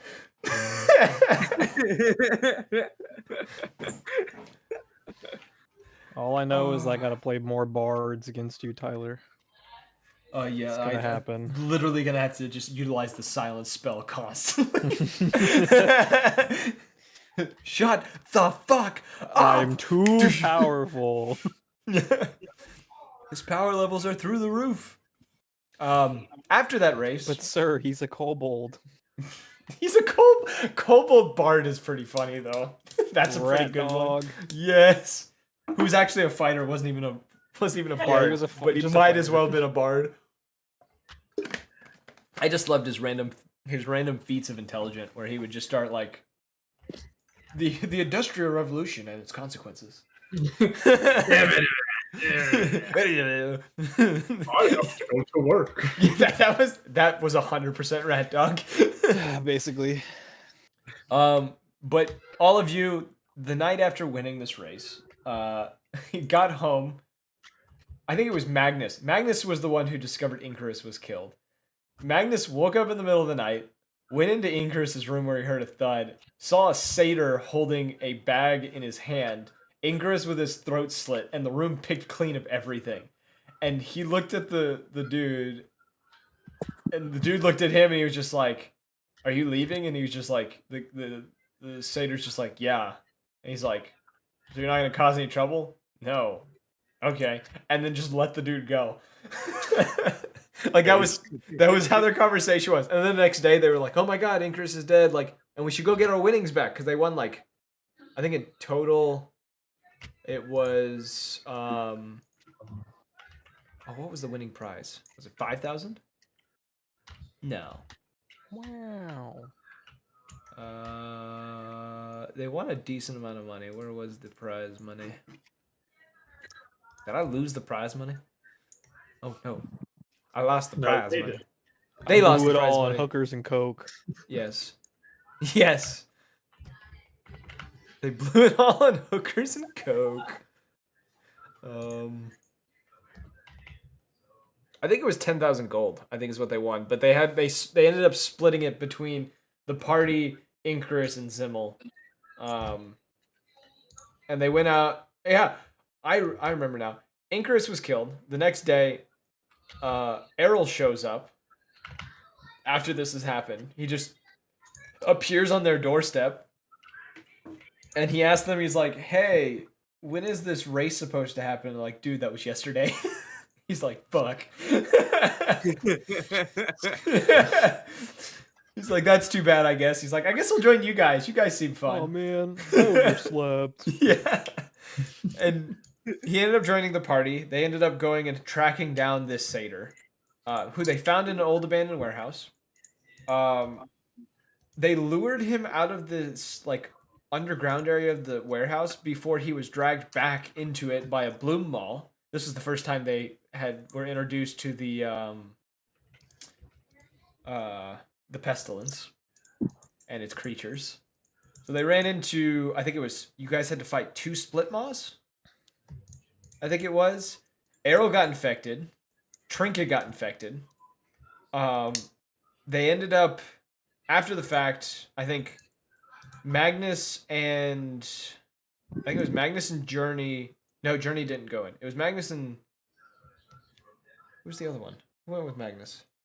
Was it Andraka? If you're talking about that little hole, yeah, I went. Yeah, with. you two went into that hole, found an entire layer with like 50 plus of these split maws and bloom maws in it. Managed to steal the bag of holding back that had your prize money in it. Attracted all of that, the entire pit after getting a hold of the money because I think one of you like stepped on something. You dimension doored out of there with both of you, sprinted out of the building, and no, what was? Did you guys crawl through the hole? I crawled through the hole and then I vortex warped him out. That's what it was. I knew there was teleportation involved. Yeah. Yeah, yeah. You guys got out, sprinted outside. The creatures did not follow you because later you discovered I broke the tunnel. Yeah, you did. Yeah, you collapsed the tunnel, and then you guys went out, and you were just like, "Oh, thank God, are we good?" Met up with the rest of the party. Barricaded it so that yes, so no one could go in again. People are just staring at you on the street, like, "What the fuck are they doing?" So you guys did that. Met back up with the party. Found out that one shop in town had a cure for this pestilence. Gave it to Trinket, not to the new party members. Gave it to Trinket. Errol, I think. Incrus was brought back to life because Incrus has people to resurrect him for a price. So he ended up getting resurrected. He ended up then doing blood work on Errol, developing a cure for the pestilence, curing Errol of the pestilence. And then pretty much told them, "Yeah, I'm going to make a lot of money off this cure. Thanks for the opportunity." And Errol's just like, "Cool, at least I can see again." Because Errol ended up going blind and was hearing a voice in his head telling him to join them. Dalgamane moment? No, this was long before Dalgamane. The Pestilence is a hive mind. Essentially, the Demogorgon and stuff, like, that's kind of what the idea was like, yeah, it's a group of, like, these entities, and they're all under one mind, and they all want the same thing, to add to their ranks and devour anything they can get their teeth on. Cringe. Yes. And then after doing all that, Magnus decided he wanted to go home. And while they were on their way out, they ran into a blue kobold by the name of Sins, which Magnus recognized because he was also a raider. And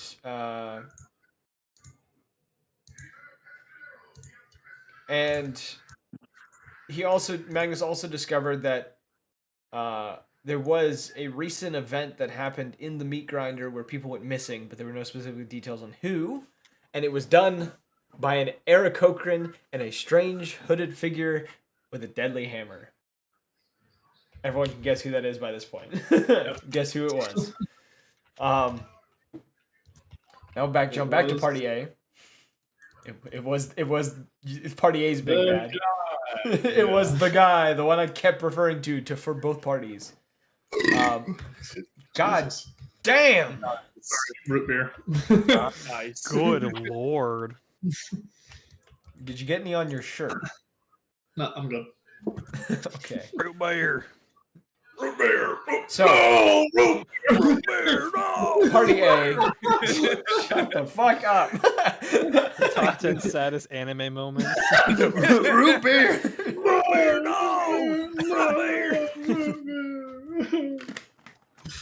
So, Party A, doing the session that Kosho missed, unfortunately. Session we arced as Deep in the Reflection, because you guys went into a mirror prison. Yeah. Entering it, you had to go through 3 levels, which you did learn about. The Hall of Reflections, where you ended up fighting the false reflections of yourselves. That was a fun fight. Anton was with you, helping you, obviously. So I think it was you, Orion, Jotun, Anton, and then you, Calder. And Kellic was outside the mirror with Kosho. So Kellic and Calder got to hang out for a while. They hung out for like 2 weeks outside of the mirror. What is that noise? I'm sorry, they're watching TV. Hold on. Shut the fuck Is it- up! Is it still sound? Sounded like it. I don't know. Specs? The second level you guys went through was the distorted tunnels, which I made you guys roll a bunch of saving throws for. Where Oh, you guys I were, remember that. I had a gooey duck that teleported someone. They're like, I'm not touching that thing. you were tripping balls through that entire thing. And it was and then the third level, which was the fractured maze, which you guys started exploring, and you were hearing the sound of like cracking and shattering glass, getting louder and louder as you guys went through it. And you found an opening with like a slot through the wall. And you guys rushed to go through that slot as a 4-legged like spider thing came rushing at you guys. I think it was like half the party dove through the hole, and then Calder dimension doored through the hole, and you were all introduced to the Mage Might swarms, which stole one of Calder's spell slots because it landed a critical on him. I think it stole his like 5th level spell slot at the time, which was his highest. And he was just like, "This is bullshit. This is stupid."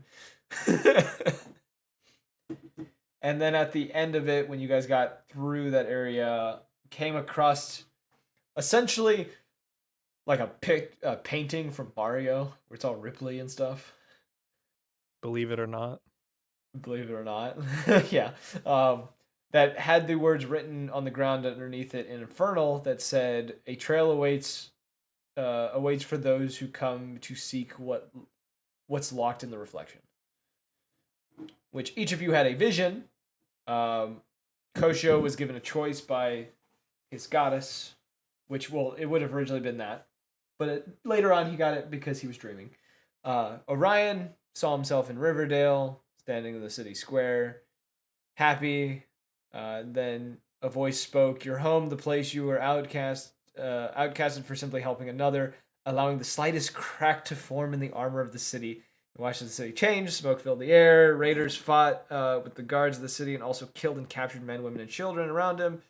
A mark that has never left you, a mistake that lingers in your mind. The scene changes.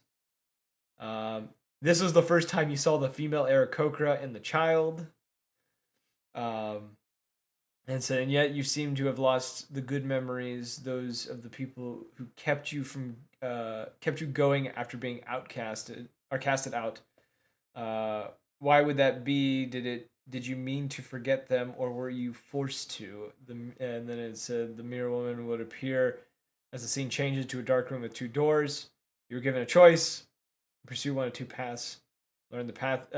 Learn your past and regain your lost memories, but it will come with grief and hardship.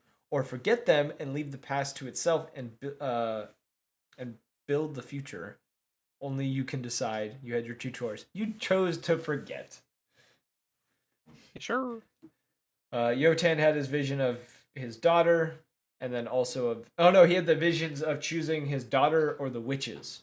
There's a reason he started becoming more alive. So with Yotan's story, who's not here to hear this, if he would have gone the path of the witches, he would have become colder. His actual flesh would have hardened more, and he would have become more of a weapon. Because he chose the daughter, he became more human, regaining life, his heartbeat coming back, warmth coming to him, everything else. And pretty much, I wouldn't say he became weaker, but he lost the chance of becoming stronger. I also had a curse for him. If he couldn't decide between the two, the vision would have ended and he would have been cursed. He would have gotten a curse called the Curse of the Split Spirit, which was going to be devastating, but he made a choice, so he didn't have to take that. And then Calder had a flashback of him burning down a theater, like an assembly, like an auditorium at the college he was raised at. The theater kids. And you crumbled into a panic attack. Yeah. You saw a really good rendition of Macbeth, and you were like, "Wow!" And burned the place on fire. Let me read it because it was This trauma. shit sucks. I think when I read it, I think you told me, Evan, after the session, you're like, that was a bit traumatizing. It was. Calder finds himself standing in a large auditorium, the one from his school where he grew up. It will be empty, the only light within the room being a small torch on a stage, on a stand at the bottom of the stage.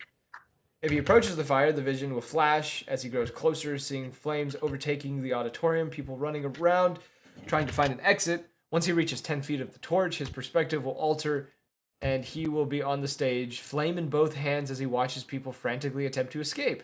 If he tries to put out the flames, they will grow instead of begin to swallow up people one by one. Yeah. Definitely not traumatizing at all. You rolled in 18, the flames would have disappeared. 18 plus, flames would have disappeared, a feeling of relief falling over him for a moment before he notices his father coming up onto the stage from his right. He will offer a smile to Calder before placing a hand on his shoulder and says, I assume I'd find you here dwelling on the past, aren't we? Afraid of losing control again. And then he will assure Calder that it will be alright and that he is stronger than he thinks. You rolled between a 14 and 17, the flames will continue burn. Calder, in a panic, will find himself crumbling to the ground as he begins to try to tell himself that this isn't real. Then it will end, and he will find himself in a room they were trying to get to. If you would have rolled a 13, and there was half of mine I wanted this, because I thought it would have been really good RP-wise. It wouldn't have been good mechanically. It would have been great RP-wise. Calder is petrified with fear, unable to move as he watches in horror as the flames consume everyone within the space. The screams echo in his mind, and he's unable to move, getting the stun status effect for a minute once he gets out, due to being frozen by fear, and developed and I called it a quirk. If Calder kills a humanoid entity with a fire-based spell or watches them burn to death, he must roll a wisdom saving throw of DC 16 or become stunned for 1 minute due to PTSD. God damn. Another idea I had, which idea for Calder's Curse. I'd rather have it if I use a spell at a higher slot than normal. I have to make a con save to have control. That might have been a little. That was a note you gave me, and I was like, "Oh yeah, I could use that." Yeah, because my idea was for Calder to be like, as he gets more and more stronger, because he doesn't have like a proper trainer to like monitor his skill, it gets out of control really easily. And so if he uses like 7th or higher level spell slots, it just like roll a con save, and if I can manage to keep them under control, it is. If I can't, then it like hurts allies as well, but deals more damage or some shit. Yeah. Luckily, we didn't give you a curse. Yeah, thank God. And then I wanted to afterwards, curse. you guys got. I want to curse. I wanted to curse. Oh, What this the was my fuck? favorite part of this arc was when you guys got out after you saved James. You got out. Anton and James said their goodbyes. You headed off, and then you tried to figure out where the fuck you were because you were in some barn. You were like, "Why are we in a barn?" Oh yeah. And then you heard you. I remember you hearing the sound of someone snoring, and you were like, "Why? Why is someone snoring?" And you guys opened a room to find a cast iron bathtub with Kellic asleep in it with bubbles in the tub. Yeah, he was like getting the spa treatment while we were just fighting for our fucking lives. Yeah, he's passed out in this barn in this bubble bath with a burn scar across his chest from obviously what happened to him when you killed him on accident when the half dragon tabaxi. We don't have to go over that. We don't have to go over. We do because it's essential to the story. I don't like it though. But you did, and then you did discover that Kellic had been busy because he had freshly polished plate armor. He had a glaive with runes carved into it. And he seemed to have Golden fiddle. and he had a golden viol. My boy was working. He did make a deal with the devil, so Oh my God. Well, that was the whole viol thing. Was like the instruments of gold. There was an entity. It was the tiefling who's actually in one of your visions. Really? Who was betting people that he could play better than them the instrument they played, and he lost to 3 NPCs that I had. God damn, he sucks. Yeah, he's trash. What the fuck?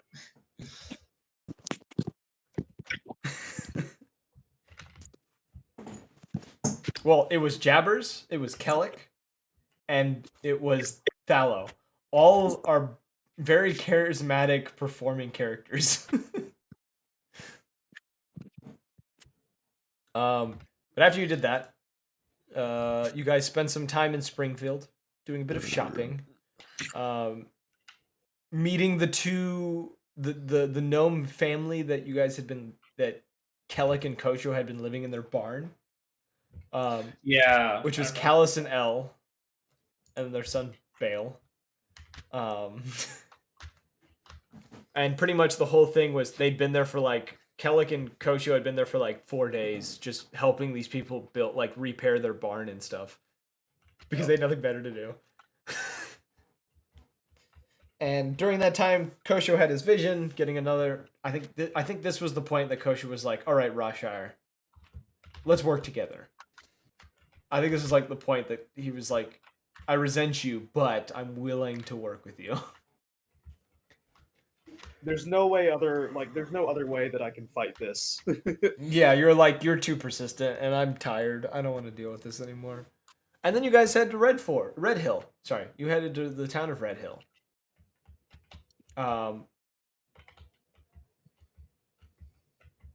Let's see. Oh, yeah, the first night you all had a vision when you got to Red Hill. I'm gonna reread the visions. I just like rereading these visions because it really brings back exactly what you guys had happen to you. So a feeling of stress and uncertainty falls over each of the party members as they sleep, confused and scared. They feel like they aren't themselves, a feeling of being in someone else's body. And a voice begins to speak around them, speak within their head. This doesn't feel right. This isn't me. What did he do to me? Who am I now? Now that I've changed, the vision stuck in a swirl of dark colors as a figure shifts before them, seeming to be crouching down with their hands on their head. I need answers. I need to know what is happening. Someone has to know what this is. Who I am becoming. But who? Who can I go to? I don't think I can go back to them. Not yet. The figure slowly rises to their feet. right. This was Jabbers. This was when he finally became blessed. When he had his bird up moment. Yes, bird up. Dun, dun, dun. Their hands drop to their side as they face the party. There's a pause as they keep speaking. In time, I'll be ready. All I know for sure about this, even if even if misfortune was the cause. A set of purple eyes open within the dark, seeming similar to you. A set of eyes that once showed fear, now showing a flame of a determined spirit as they are looking towards the party. I have been blessed. And the vision fades. That was the first time I introduced Jabbers as a blessed Kenku, which was he can speak. He has his own voice. Yeah. And he could fly. Yeah, you Also, like made that a same- deal with like a octopus mermaid, like stole his voice. Stop. Calder received a letter of the passing of Maverick Dredge that day too. Holy fuck! I because he forgot went- that died. He went to Yeah. the front lines of the fight and ended up falling to a Sarstagian soldier. Hell, I Um, guess. And you also had heard, yeah, he'd been killed by the sword of a Sarstagian, as the town of Field Point was destroyed. Which you locked yourself away in the room for the day because you couldn't make the session. So we were just like, yeah, this is the perfect time for Calder to just shut himself out. The rest of the party, you ended up fighting Ymir, the 13-foot tall Goliath wielding a massive sword shield with a small human by his side. Oh, was this the stun lock fight? This was the stun lock fight where you stunned the fucking human. Kosho wasn't there, but I played his character, and Kosho stunned the human the entire fight. The human didn't even get a turn. Nope. He did not get a turn. And when they were going through the town, the human was out walking around. They were shouting, "Bring us the silver dragonborn Agrog, and we will leave the town intact and its people untouched. If we have to find him, we cannot promise this place will be standing when we're done." They had no idea that Agrog was not in this town.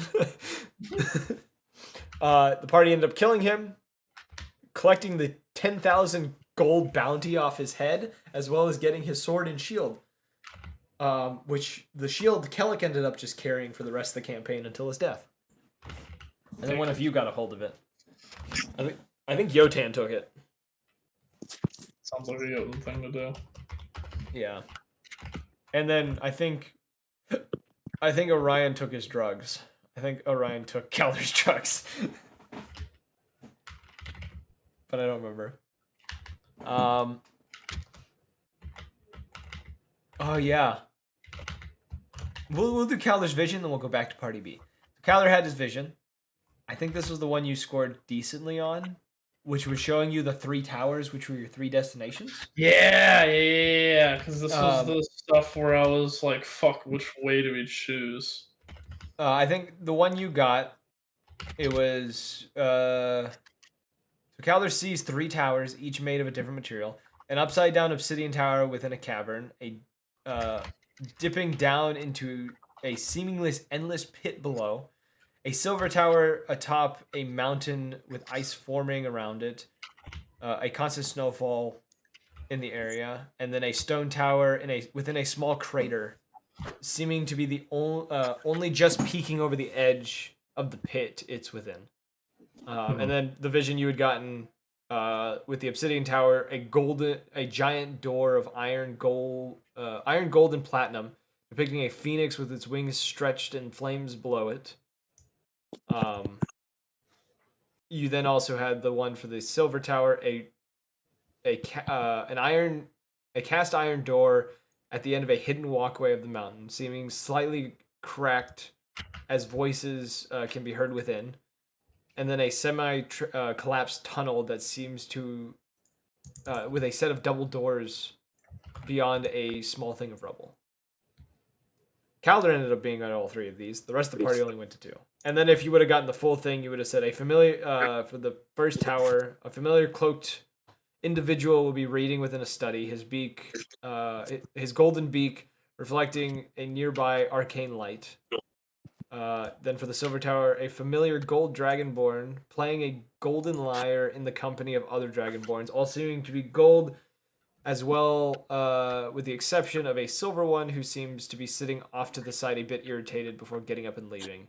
And the last, the silhouette of a large man working over a small table with various scrolls rolled up, muttering under his breath as another approaches. A black-feathered individual whose face remains hidden offers the man a cup before the vision fades, which was the first. It was supposed to be the first indication that Jabbers found Titus. Yeah. You didn't get that one, unfortunately, because you didn't roll high on most of your visions. I never roll high. What the fuck do you mean? You got the medium and the low. That was the only two you ever got. The rest of the party, or the other party, you ended up going to. So you ended up bailing town, which you guys actually missed a level because of that, because Magnus decided he wanted to leave Mirage. That's why Party B was behind a level for a long time. Damn you, Dread! There was an arc in there. So I introduced the pestilence within the town because you guys were supposed to fight it, and you were supposed to find the Hag of Pestilence, who was the one who created the pestilence. You never found her, so you guys jumped onto the next town, which I also infected with the pestilence, which was Pearl Bay. Pearl Harbor. Not Pearl Harbor. I had to think about it again. I was like, did I say the right name? Hey, at least I didn't name it Pearl Harbor and then be like, yeah, you find a town that's been bombed to smithereens, all right? I almost named a city in Pokemon that. Oh no! I was naming them after. I'll tell you later. Anyways, what was I saying? You guys ended up in Pearl Bay. Harbor. No. Pearl Bay's Harbor. Magnus attempting to find a way to get sailing, while the rest of you decided we're going to be good Samaritans and we're going to go into this quarantine zone and figure out what the fuck's going on and try to help people. Magnus went off, stole a boat that was broken, got attacked by some... what were they called? There were these like fish lizard creatures that I can't think of the names of, that he ended up getting attacked by. Let me find the picture. Le picture. Goo Lagoon. Goo Lagoon. I don't remember what they were called. Not the Rika, not the Saros. Skulkers! That's the one. I found them. They were skulkers. He got attacked by these thingies that I'm about to send you all a screenshot within the general chat, because I made the Scale of Fate go to the bottom. So that was a skulker. He got attacked by a group of those, killed them. He also found out that a bunch of the sunken ships, they had been, there was a bunch of these creatures' eggs in them. Yo, is that a Mirelurk king? Huh? Is that a Mirelurk king? No, that's a skulker. But he ended up getting a boat, having to repair it. So he sat outside the town trying to repair this boat, while the rest of you went into the town. You found the hospital within the town. Spoke with some of the people there, some of which were wearing basic masks. There was a number of them that also had Plague Doctor mask on, because what is a oh my god, that might actually be what that is. And we just took the picture. That's funny. That's incredible. Uh-oh, Mr. That Dean's caught stealing. What is a DM if borrowing. not someone who just borrows ideas from others? Like, that's what a DM does. It's literally rule like number 2 of DMing is take any idea you can find that you like. Like, it's literally a rule. It was the boat with the tire that set me off. But yeah, I love Fallout 4, so don't shoot me. Hey, Fallout 4 is a good game. It's a good game to fuck around on, at least. I don't really care for the story. I just like to fuck around on the game. That's it. I know nothing about that game. I just know how to shoot stuff. The rest of you, though, went into this town. You met some of the individuals that were within this town. One of which, after doing all your investigating and looking around, discovering one of the doctors had been killed the night before. The one that you guys had talked to and had become decently acquainted with, you were like, yeah, this guy's cool. We'll talk to him again tomorrow. Wake up, he's dead. Bruh. Found out he was killed by an entity. You guys thought it was a split maul or a bloom maul. Found a blood trail from where he had last been seen. Discovering he was killed by a Wendigo, which you guys decided to fight. And upon killing the Wendigo, Trinket was infected by the Wendigo spirit. You might be a pattern here. Huh? No, I said you might be detecting a pattern here. Yes. Trinket gets the short end of the rope every time. She draws the short stick every time. After that, you guys also managed to get a hold of, using Boltian, actually, was the way you did it. You got a hold of Incarus, sending Boltian to send a letter to Incarus, who decided to show up, I think it was like the third day you were in this town, and begin curing people of the pestilence, as well as telling a mage that was in the town that had been hunting down this pestilence, where a layer of them were that I think Errol discovered. Who went in and they proceeded to what was the tactic called in World War II or World War I, where they would just sit at the doorway with a flamethrower and just like burn out a bunker? Is that really all it is? Burning out a bunker? Is that the phrase for it? Pretty much they sat there with fire magic. They caught the cave on fire and just let the creatures come out to them as either to burn them to death or let the creatures end up suffocating within the pit. Like, that was the two ways it was going to go. And upon getting ready to leave the town, I think you also got attacked by, I think they were called slammers, which were sentient pillars of rock. That fight, shatter. You shatter on them. Yes, they were called slammers. They were literally just stone pillars that had small legs and would rush nearby creatures and try to bludgeon them to death and crush them. That was their whole purpose. This town had some issues.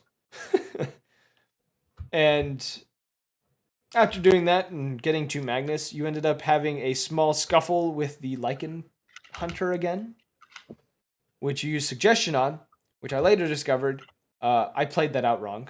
That spell should have broken the moment he got attacked by one of the Skulkers. We didn't play it that way, which is fine. After a bit, another White Dragonborn had appeared, seemed to break the spell on him and pretty much sit him down on the beach and told him to wait there, and came to you all to talk to you and let you know. And she wanted to cut a deal with Magnus in particular, that if he swore never to go near a certain town again, because his raiders had raided there, and that's why her brother, which was the Lycan Hunter, was after Magnus. If he swore and made a blood oath to never go near that town again, she would keep her brother off his back forever. He denied her because he's like, I don't make blood deals. It's against my religion or something. I don't remember what he said. And she pretty much said, then I can't promise that he won't come after you. And left. And then you guys began sailing. Part of me felt like someone was going to start blabbering like lines or something from a song or something. I gave the pause too. I was like waiting for it. I was like, okay, nothing's going to happen. And during that journey to Journey. No. that he responds to. No. Drop. On the way to the meat grinder, Journey discovers her god, the one she ended up following through the rest of the campaign, who called to her while Damn, bro, her god talked to her? That's crazy. I'm gonna have to ask you this question later that involves your god. I have a question that I really want to know later, but we'll get to that. Well, when we get to the moment, I'll just ask it now. when I found out, when I gave you all that vision stuff that I had for that, Yeah. how did At that the make? end? Yeah, where it was like he's always been there. He's been answering you subtly. He's never said anything to you, but I he's think been I rolled my eyes so hard I pulled a muscle. Damn. In that moment, I was like, yeah, I'm killing myself right here. Damn. I took it a completely different way. I said, oh, okay, you've always been here? That's crazy. Check this out. Breaks a mirror. I took it. Oh, and then the like only nat 20 I've ever rolled. What I thought was funny is I thought you were in a rage of why was I blind? Why haven't I noticed this before? No, it was asshole. Yeah, I was. I was like, bro, fuck you. I was like, fuck it. That's where it came from. I was like, man, fuck this. Well, now I know I fucked up. It's fine. No, you didn't fuck up. It was just That was how that I god was just feel like supposed to be. how my character would react to Yeah, that. that's how I wrote that god. Was he doesn't answer you with words. He answers you with other things. There's a couple gods that do that. Jared's god never spoke to him really either, except for like once or twice because Jared fucked up. We're not even gonna speak about how Cowder was created by a god, but it's chill. You didn't. It was like the professor from Powerpuff Girls. Where he's like, oops. That's pretty much Calder's creation was an oops. So was I. So you know, I relate. Oh, okay. All right. But this was the first time Journey heard Savanoth, and pretty much devoted herself to Savanoth, while Errol was drawn towards a beach that was like a few hundred meters from the boat, and encountered a giant void-colored demon serpent by the name of Dalgamane the Viper of Vengeance. Oh my god. Based. And pretty That's much like a character I would fantasize playing as like in like middle school. the Viper of Vengeance. Viper of Vengeance. Okay, here's the thing. When I make a demon, they always have a title. It's just something they I gotta have be to edgy. have. They gotta be edgy as shit. gotta bro. be edgy. They gotta be edgy. It's just the way it is. But he pretty much told Errol like, "Hey, let's make a deal. You get me souls, I give you power. Deal?" And Errol's like, "Yeah, fuck yeah. This will be fun." And he was right. He was 100% correct.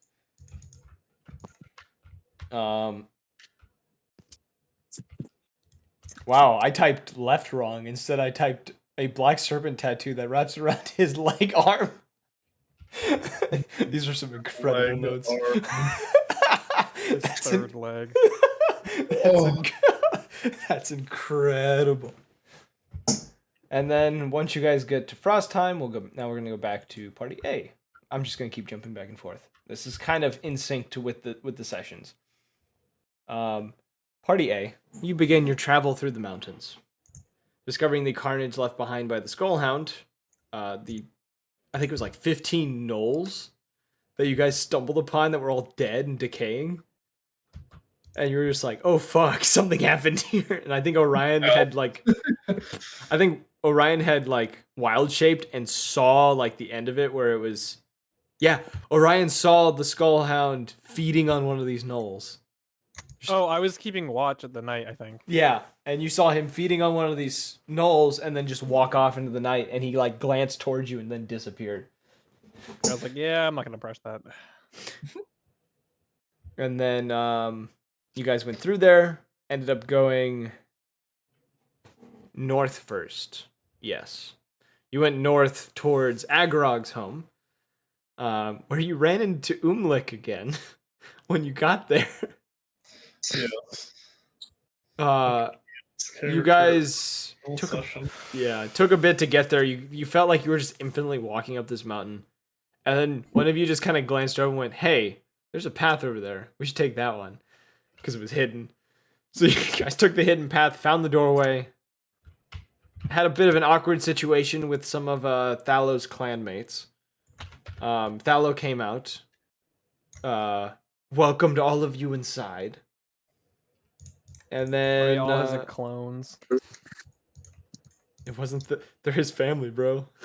You want to know the story behind Nah. what Thallo was talking about though? So I mentioned this. So Thallo, there's a deeper story going on with Thallo than it took information from both parties to fully understand. I'm Actually, really no. glad that we met the other party to understand that. Then. Actually, no. Scratch that. Scratch that. I'm glad no. that me and Errol had a You long-standing can't- beef. You can't just say, it took both sides of the story to understand. No, I realized thing. what I And worded not that have wrong. us see each other until the I last worded session. that wrong. No, it was you guys got hints on it. They also got some hints as well. They were pretty much the same hint, but Thallo straight up told them, "I have a friend who owes me a favor." You guys saw him talking to Agrog when you were in the prince's castle, pretty much discussing said favor, but you only I think one of you understood half the conversation because no one spoke Draconic, but someone spoke Sylvan, which is what Thallo. No, in the beginning you did not speak Dragonborn. I spoke Sylvan. Draganoid. Yeah, in the very yeah. No, Yeah, this was the moment that you were like, "Fuck it, I'm learning Draconic." Yeah, you're like fucking really. Yeah, I remember Orion understood half the conversation, which was Thallos half. Because I speak Sylvan. Yes, which actually, do I have that conversation saved? Let me- It was very. I found brief. it. Here's the conversation. I found it. So Agrog, I'm gonna jump back and forth. Every time I pause, like do a long pause, it'll be between them. So it's you couldn't have picked a worse time to cash in this favor. Sigh, and I wrote sigh in with the Size stars and next to it. Draconic. Sighs and sighs and Draconic. But it's only right that I fulfill it now. You're lucky I've been putting the pieces in place for this to happen.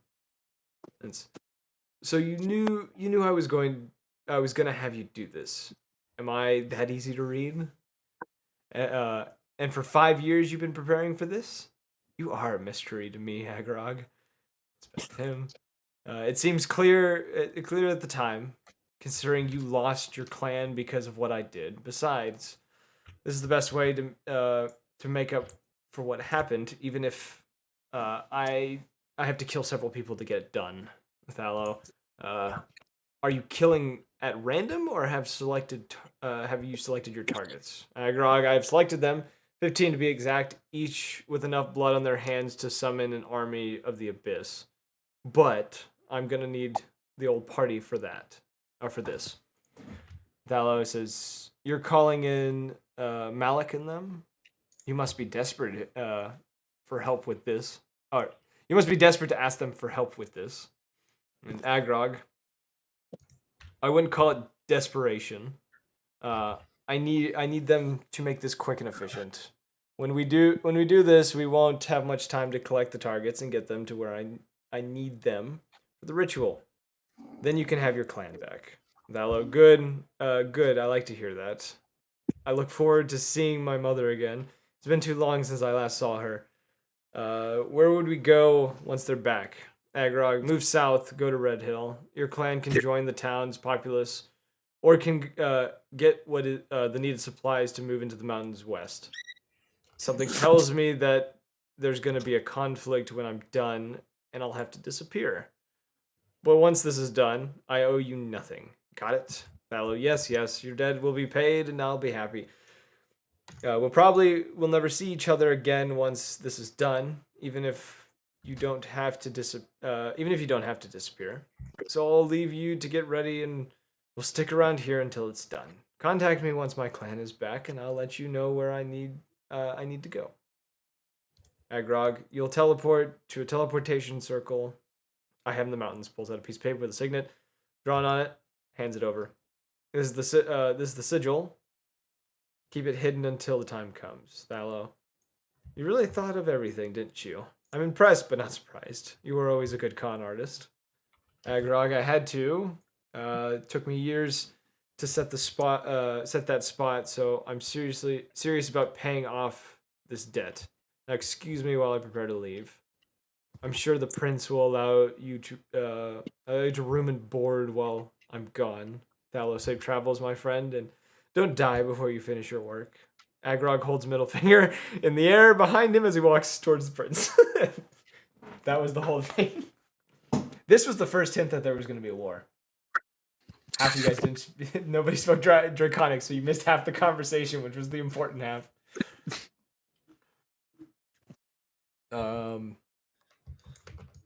Yeah, so you guys ran into Agrog. He attempted to cast a spell on all of you, which you all managed to break. And then he had to somewhat tell you the truth. He didn't tell you everything, but he told you most of the truth about what happened. About, yes, he killed some people. Yes, they were from Sarstag. And yes, it was the 15 commanding individuals that were in command of some larger portion of Sarstag that he killed. But he didn't say anything else about it. After that, you all headed to the tower that Calder had to the south. Or the vision of the tower that Calder had to the south. Upon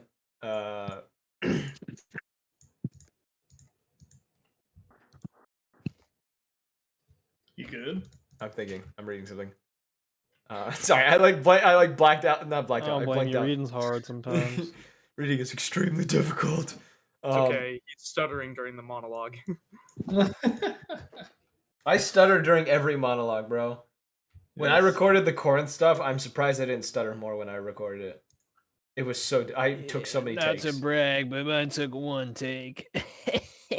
You literally do voice acting for fun, bro. I don't do that much voice acting. You're pretty good at it. It sounds like you do.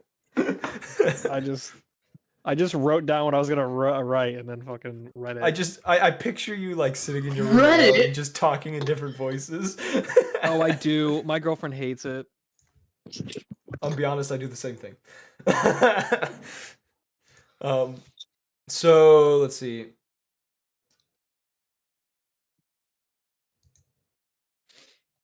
The suspense Uh, is killing me. There was so by this point Kosha was still having issues with Rothshire. Because I have a note here about if he attempted to get rid of his runes that he started getting, because this is when you took the sudden turn of I don't like anyone anymore. Like you just suddenly like cut everyone out all at once, and I was just like, what happened to Kosho? Why is Kosho being edgy all of a sudden? I had a note here for if you decided to try to get rid of those runes, and if you did, you would start having visions of your corrupted friends again. And if you tried to reach out to Renshi, Rothshire was going to cut you off and ask why you were inviting your past back into your mind instead of moving forward. And pretty much telling you that you should forget about your dead friends because they're dead and they're not going to help you because they're corrupted and they're just holding guilt that's dragging you down. Because she was trying to redeem you. And then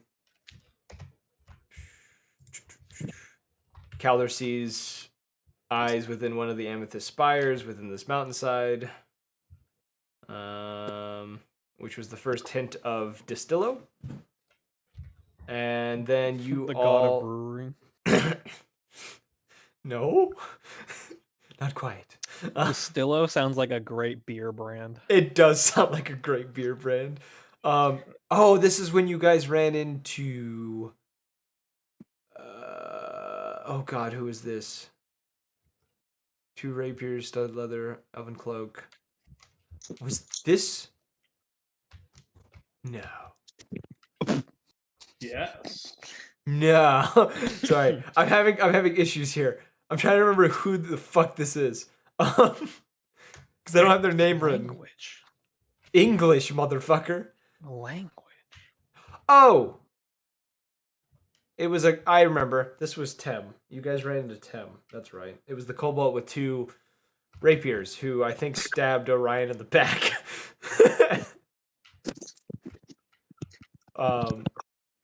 Yeah, covered. You guys ran into her. She was covered in blood, drinking a healing potion when you guys showed up, and then she darted off into a bush. Orion, I think it was Orion or Kosha went to follow her. She jumped out of a tree, stabbed you in the back, and then ran off. And you guys were just like, yeah, you guys were just like, yeah, she's not worth the time. And then you ran into her again when you got to Zeldrif's home.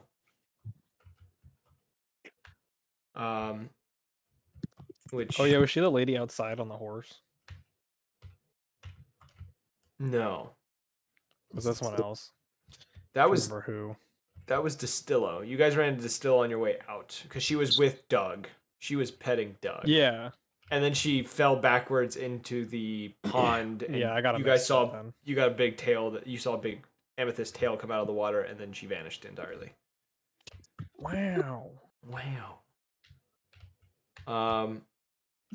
Okay, so you came and visited Zeldrif. I think you you gave him the mirror, had a meal, ended up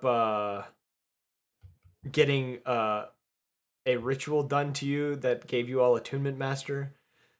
Yep. The other party never got that chance. I never used it. Actually, no, scratch that. Instantaneously. I never used I Attunement think- Master.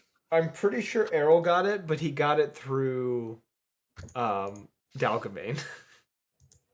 I had 3 items, which is the regular slots anyway. Yes. I never used Um, more than 3. Magical loot, so I could use the Ring of Evasion, Yeah.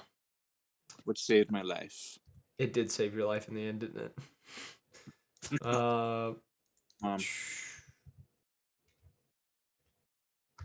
And then you guys headed to Stone Farm from Zeldrif's after meeting Distillo. Because you got word about the war effort and the need of aid. And this is when Calder decided, hey, fuck the party, I'm going by myself. Yeah. And I remember that. or was it after you guys fought? No, because you got teleported. He said never mind. So yeah, it was before they got to Stone Farm. So you all went to Stone Farm without Calder. Meeting up with the prince, talking to Callisto. Which by the way, majority of the campaign she could have instantly killed your party.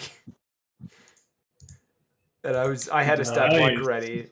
She had in one attack, she could use 3 breath attacks on you at once. So Yippee! there's a reason she was an ally, not a foe. Though I had plans if she became a foe. Yes. Making your character. I enjoy plans I cannot talk about. Yes. Because this will touch me. Which I'm debating if I want her to make an appearance in the war campaign, but I don't think she will. So you all get to Stone Farm, do that. You also, this is the first introduction to the Hope Bringers that I give to this party, because you do run into a group of them within this place. Calder manages to make his return. Jabber's by his side. Calder along his little journey. Picked up a lot of info. You picked up a shit ton of info. You went and saw Garrison. You went to Grimscar to investigate the ruins more. Talked to Usif. All the way to my land. All the way to Normandy. Spoke to your parents. Asked about your siblings, who your dad was just like, oh shit, he found out.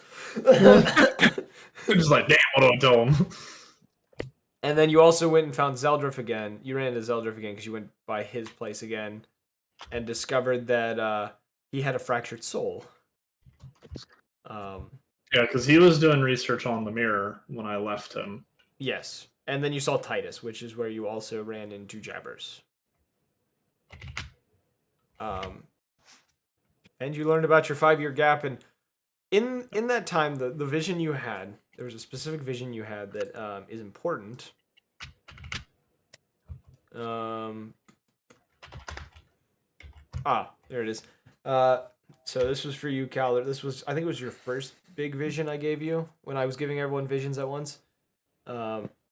He stands before a large glass window overlooking what looks to be a pod made of what can only be described as pure darkness and light, a mixture of dark purples, blacks, blues, swirling around with whites, soft pinks, and yellows, all encircling a body. The creature within is impossible to identify. Its shape contained within the pod, as Calder looks down at a spellbook, a familiar spellbook, his father's spellbook. Oh yeah, I remember this. It is open to a part of a Papa? ritual spell, one that could create something of great power. Don't laugh at that. Come on. Don't laugh at that. No, you said that. And I was thinking about. There's three things that went through my head. One of them was a Deadpool bit. Another one was from another movie or show that they made a joke like that. And then the third one was going to be, if Yogatashi ever does find his father again, just Papa. Got that? He doesn't know he doesn't remember anything before a certain point. That's how my new character is. But Jesus. Amnesia. The great power before there's an explosion. Everything goes white for a moment before followed by darkness. Before Calder is lying on the ground before the now shattered window. A figure floating just outside it, while the book's sitting on the ground before him, slowly being consumed by dark energy. He reaches for it and quickly pulls his hand away as the darkness eats away at the tip of his finger for a moment, and he wakes with a start. That floating figure was the tiefling who lacks pupils, who has been making deals with people and trying to steal souls. That's the one that went around during the 5-year gap, right? Yes. Yeah, this was the beginning of the 5-year gap, is when this explosion happened, because you were doing this. So let me explain that 5-year gap, what happened. You were doing that, so you had that happen in a different part of the lab, which was Titus's tower. In a different part of the lab, Agorog was working on a spell that would technically count as 10th level, that would allow an individual to jump between timelines. And the reason the spell failed was because Sphex came in and caused the spell to corrupt and explode, which then caused your testing that you were doing in a different place to malfunction as well. And Sphex is the reason why everything went wrong. Don't L, bitch. Hey, it's a bit you started, man. I don't know what to I know. It's my bit, damn it. But yeah, that was what you ended up discovering, was Agorog's test went wrong. It was supposed to have worked, but it was interrupted by Sphex. Yeah. Because the reason Agorog wanted to do it, which you would have remembered, is he wanted to go to another timeline where he wasn't. He could start with a clean slate instead of being known as a con man as he is here. Tabula rasa. 10th level spell. Yes, that one. That's the one. You've discovered my secrets. How did you get my notes? I am your notes. My face comes out off your page. Face comes out of my monitor. Hey, Vsauce, Michael here. I love the ones from your computer. Hey, Vsauce, from behind you. Michael here, inside your head. What if you were defenseless? Whoa. But the way he addresses us means that we're Vsauce. But that's just a theory. A game theory. Shut the fuck up. Hello, internet. Welcome to Geek. Welcome to Geek. The only place where you can't know. So after your guys' time in Stone Farm, A place where we calculate Vaporeon's grip strength. Stop it. Okay. Stop. You guys fought the augmented dragon after Stone Farm. I'm trying to get the ball rolling. I love the hurried, like, no, we're not doing this. Isn't that where Trinket Dad got ganked? That was after. So after this battle was when her father was killed. L. Which you guys didn't know because there's a lot of dead people. Fucking Game of Thrones out here. Yes. And then you all by talking to the king. You were sent to... No, it wasn't Callista. After speaking with Callista again, she ends up sending you all to Woodell to go fight the Tempest Elf that has been that has a nifty bounty on his head, and she wanted his head for research purposes because she wanted to learn about how he got his power. She didn't know he was a lich. And then, Skillish, I guess. I don't know. yeah, you guys go and ended up fighting him, destroying his mortal body and discovering his lich form, and then began to pursue him to the town of Redford, I believe. I'm gonna double check. Yeah, Redford. You guys traveled to Redford. Now we'll jump back to Party B. I like jumping back and forth. It's fun. I really enjoy having two storylines at once. Never again. I can't tell if that's sarcastic. Never again. Sounds like a nightmare. My notes are too extensive. It's too much. That's why the Academy campaign didn't work out, because I was just like, I can't deal with this. You can't micromanage everything all at once. You know, It looking was back, just I'm kind of mad I didn't play a toucan because that would have been funnier. That would have been pretty funny. I think a toucan bard would be great. Would your name be Sam? Maybe.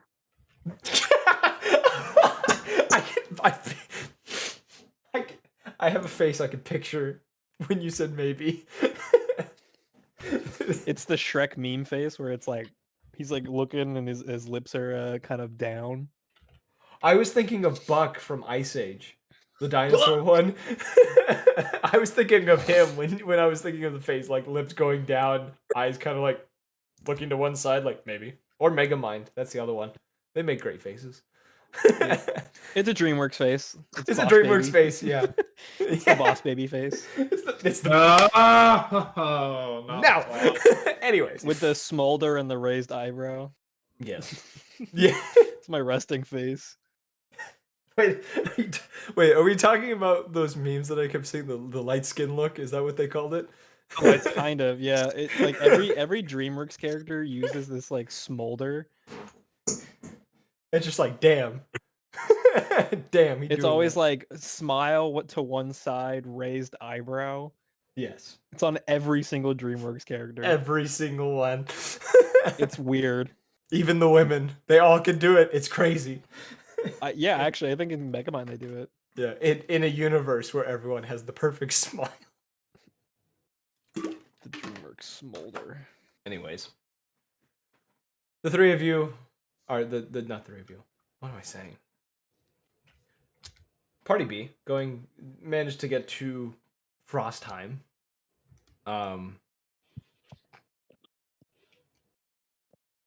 Wait, which one's Frostheim? I actually got to check the map because my notes may be lacking in some places here.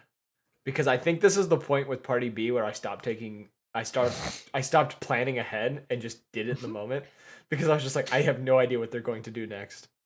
Yeah, these notes are a step ahead of what I'm supposed to be talking about. Okay. They landed in Blood Gulch.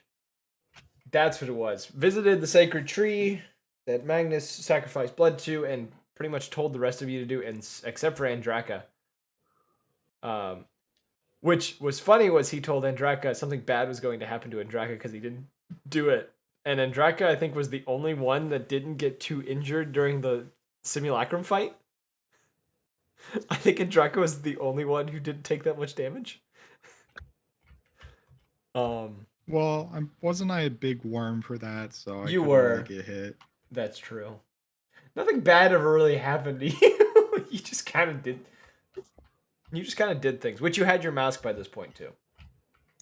So favorites, I see. Well, he'd been asking me about this mask for like 3 months, and I was like, "You're finally of level. I'll give it to you."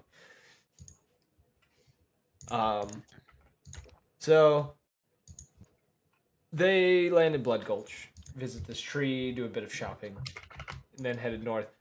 this is when things got a little messy, and I had new story arcs in the palm of my hand. They had introduced new problems that I was able to use. While they were traveling, they noticed after passing through, oh lordy, what it was called? Beast Haven. They began noticing a group of like 4 individuals walking along this upper part of the mountain at night. They would notice their kind of torchlight that they were using to navigate through the mountains. And one of the nights they saw a beacon of like purple light shooting up into the sky, and they were like, ooh, they might have something we want. And later discovered, well, Errol discovered. Errol decided to investigate when he saw them approaching what looked to be a giant cavern, which he found out upon getting closer was the home of a white dragon by the name of Glasmere. And he stole That's a from good name. Glasmere. I greatly enjoyed Glasmere. He stole from Glasmere, who hunted him down with the help of 3 of the mages, who polymorphed into giant hawks to try to catch Errol. Errol managed to slip into a forest, get hit with a breath attack, but didn't show himself. And then Glasmere, out of anger, not being able to find Errol, ate one of the mages. And Errol managed to slip away. And then, after getting to Frostheim, their destination, they discovered it was a ghost town. Nothing there. And walking around for a bit, I think it was as nightfall fell, Magnus did some sort of special kind of ritual that kind of brings the spirits of the dead to the town or something. I can't remember exactly what it was. And that's when you all met Cal and Leobardo. That's when those two came into play. What's the deep sigh for? Want to fight? No, it's just Leo Bardo. Wow. name. I That wonder was what class he's going to play. Fantastic Hey, name. remember when we were talking about doing the Grim Hollow campaign, I was supposed to play Barnabas the Bard. So Touche, I guess. I miss my Grim Hollow character. Wasn't the whole thing I though was was so that he was a excited. sorcerer the entire time? that was Leo's thing, yes. Leo was actually a sorcerer, but he wanted to be a bard. His backstory is interesting. But you all, or they all, the Chaos Crew, as I called them for most of the campaign, speaking with Cal, discovered he was a fortune teller. And 3 of them were like, yeah, let's get our fortunes read. So Magnus, his fortune for the future was he had the ability to grow and to become something to benefit the world. Clearly that didn't happen. He bailed out, or he didn't bail out. Magnus ended up going off and doing his own thing when the world needed him most. He vanished. Yes. Errol had a thing of something may be watching over you, attempting to help you find your way from this dark path. He did discover that there was a god that was actually trying to help him a little bit. The god that Journey was worshipping. And then Journey, you will steal something important to another, whether it benefits self or someone you care about. I'm trying to remember. What did you end up stealing? You did end up taking something. And I can't remember what it was. Trinket's heart. No, that's stupid. No, she ended up taking Galnora's heart. Trinket ended up staying with her family. We resolved we resolved the love triangle. we resolved that at the end of the campaign. But I did have the orc's name. I didn't know I had his name. Oh fuck. In that town though, as they were after resting for the night and going and exploring the next day, this was the first time this party was introduced to the half-dragon Tabaxi, whose name was Lazara, but nobody asked her name, so nobody knew. And Magnus witnessed her absorbing the soul of a long dead raider. He got pissed off about it. She sent her barbarian Knoll companion to fight him, who was a Path of the Zealous barbarian. Magnus had the chance to just talk to her and would have gained information about how she finds the souls to contain quite a bit of energy that she can use for magic. He didn't do that. Instead, he went straight into hostile mode and disemboweled a Knoll to the point that he did not have organs anymore, but he was still swinging a glaive. Because the Zealous don't die until the rage ends. And that barbarian knocked Magnus down to like 3 health. Jesus. Because he died like I think he stayed on his feet for another 7 turns after dying. Because Zealous barbarians are broken. At level 14. As long as you can keep raging, you will not die. As long as you can find a reason to stay mad. Huh? As long as you can find a reason to stay mad. Yes. Well, some barbarians just are mad. A barbarian with really good anger management. It sounds like one of those shitty character ideas you get from one of those YouTube Shorts pages. Barbarian with good anger management. It's just like, I can't do it today, guys. I'm sorry. I just can't be mad. And just like the rogue whispers in his ear, I killed your goldfish. You monk son of a bitch! A barbarian with good anger management and a rogue that still has his parents alive. No Shit. such thing. I'm sorry. You know what? It does not exist. Fuck you. You know what? When we do a campaign after the war campaign, everyone has to make characters that are just completely off. A rogue with their parents still alive. No, I wouldn't do that to people. I'll let them do what they want.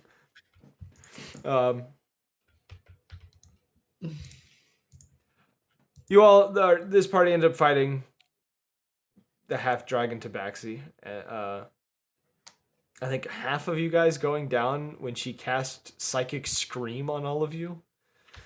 And then she charmed Trinket, who tried to kill all of you.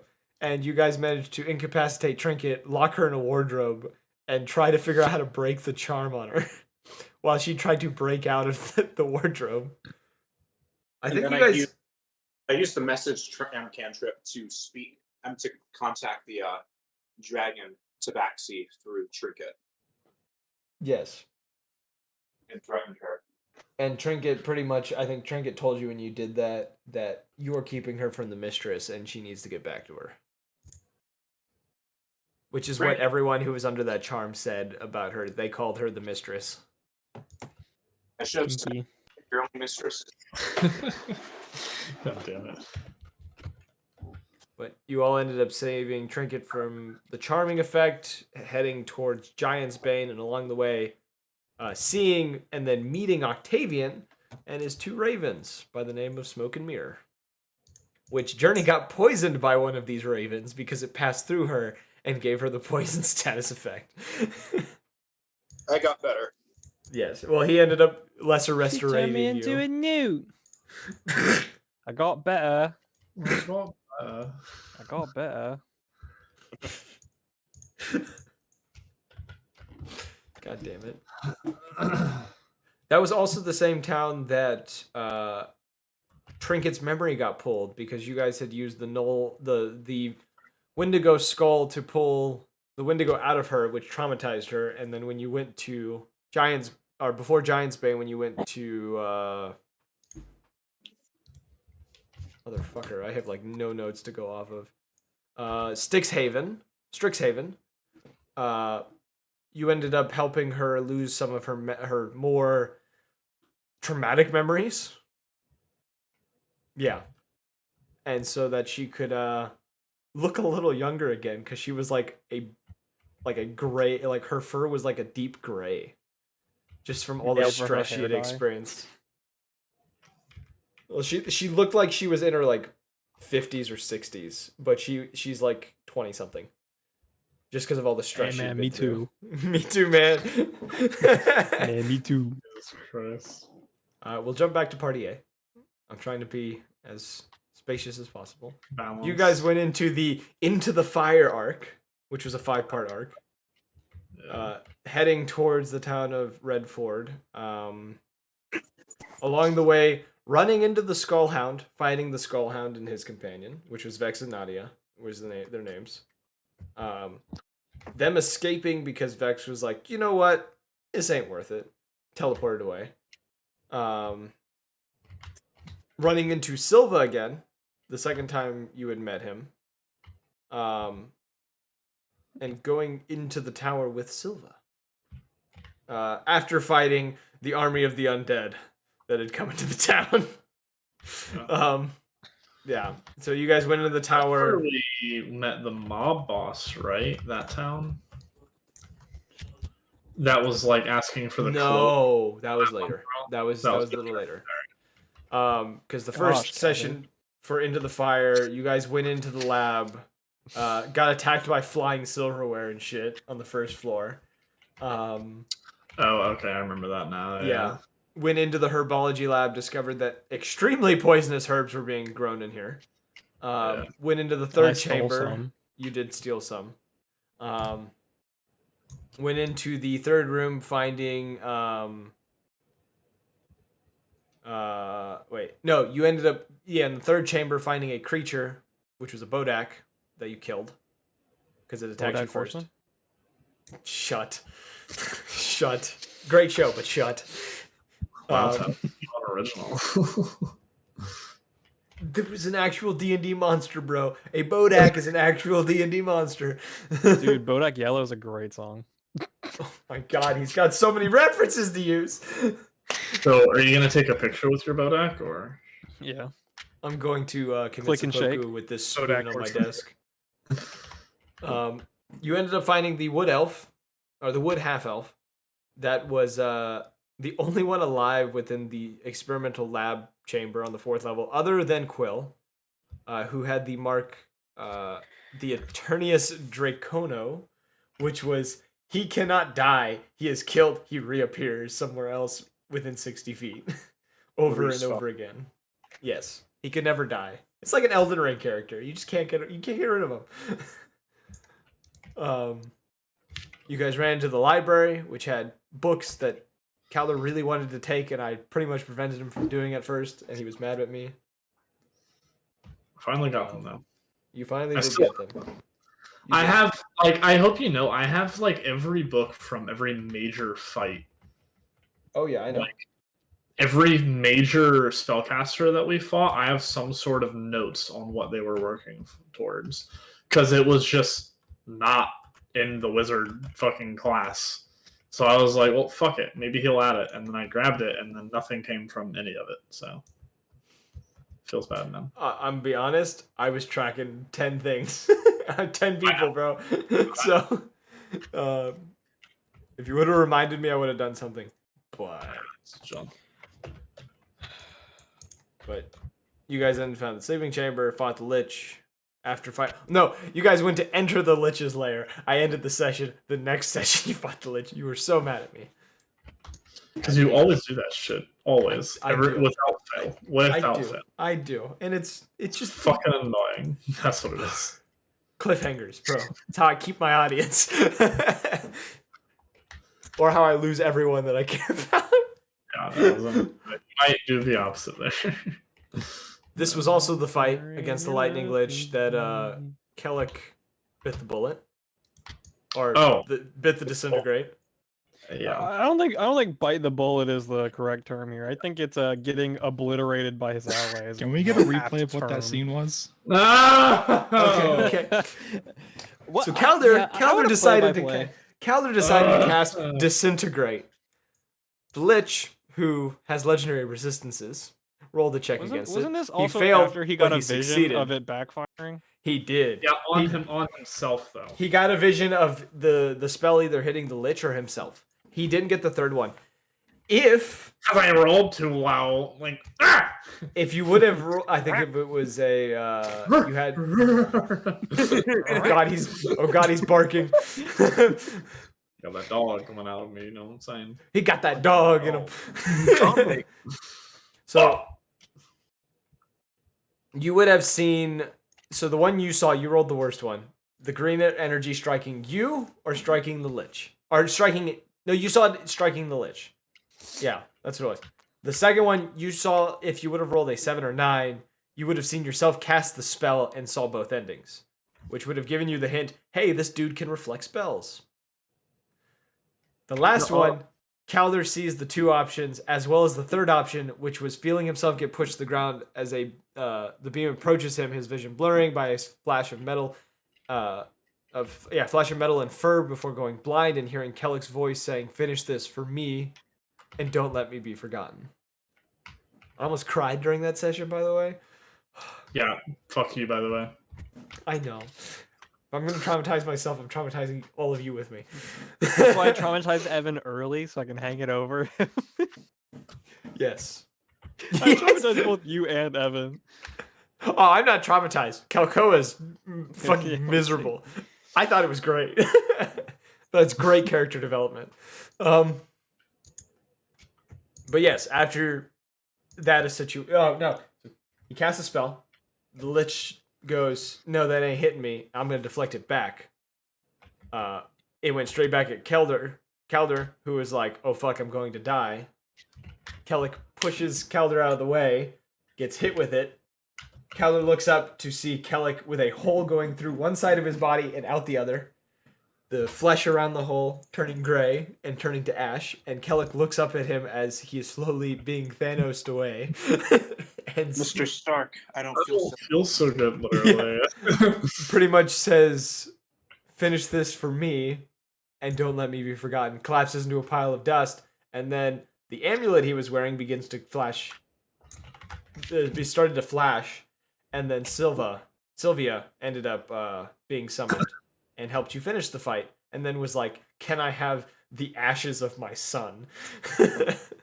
Yeah, definitely not traumatizing. Seeing your buddy die and then witnessing his fucking mother come in and just like, hey, what happened? Oh. Hey, how's No, it going? you did get to see her pretty cool spell, which was the predatory instinct and the spectral hounds. So, you know, Neither of which I ended up learning. I had both of those on my spell list and I did not learn either of them. they were special spells. I love gatekeeping cool spells because I don't think I had a real chance to really learn them, but I think it was like after that session I was like, what are these spells? It was after the session, and I was just like, Yeah, so I was like, "Fuck." damn it. So you gonna talk to her shit? And then you all witnessed Jabber snap for the first time ever, where he because Kellick the night before had gambled and won a bet with someone playing cards.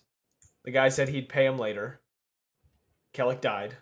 The guy was just like, I don't have to pay him anymore. He's dead. And Jabbers went after him for the money. Not because Jabbers wanted the money, but because of the One for the the implications of he died for you, and you're just gonna,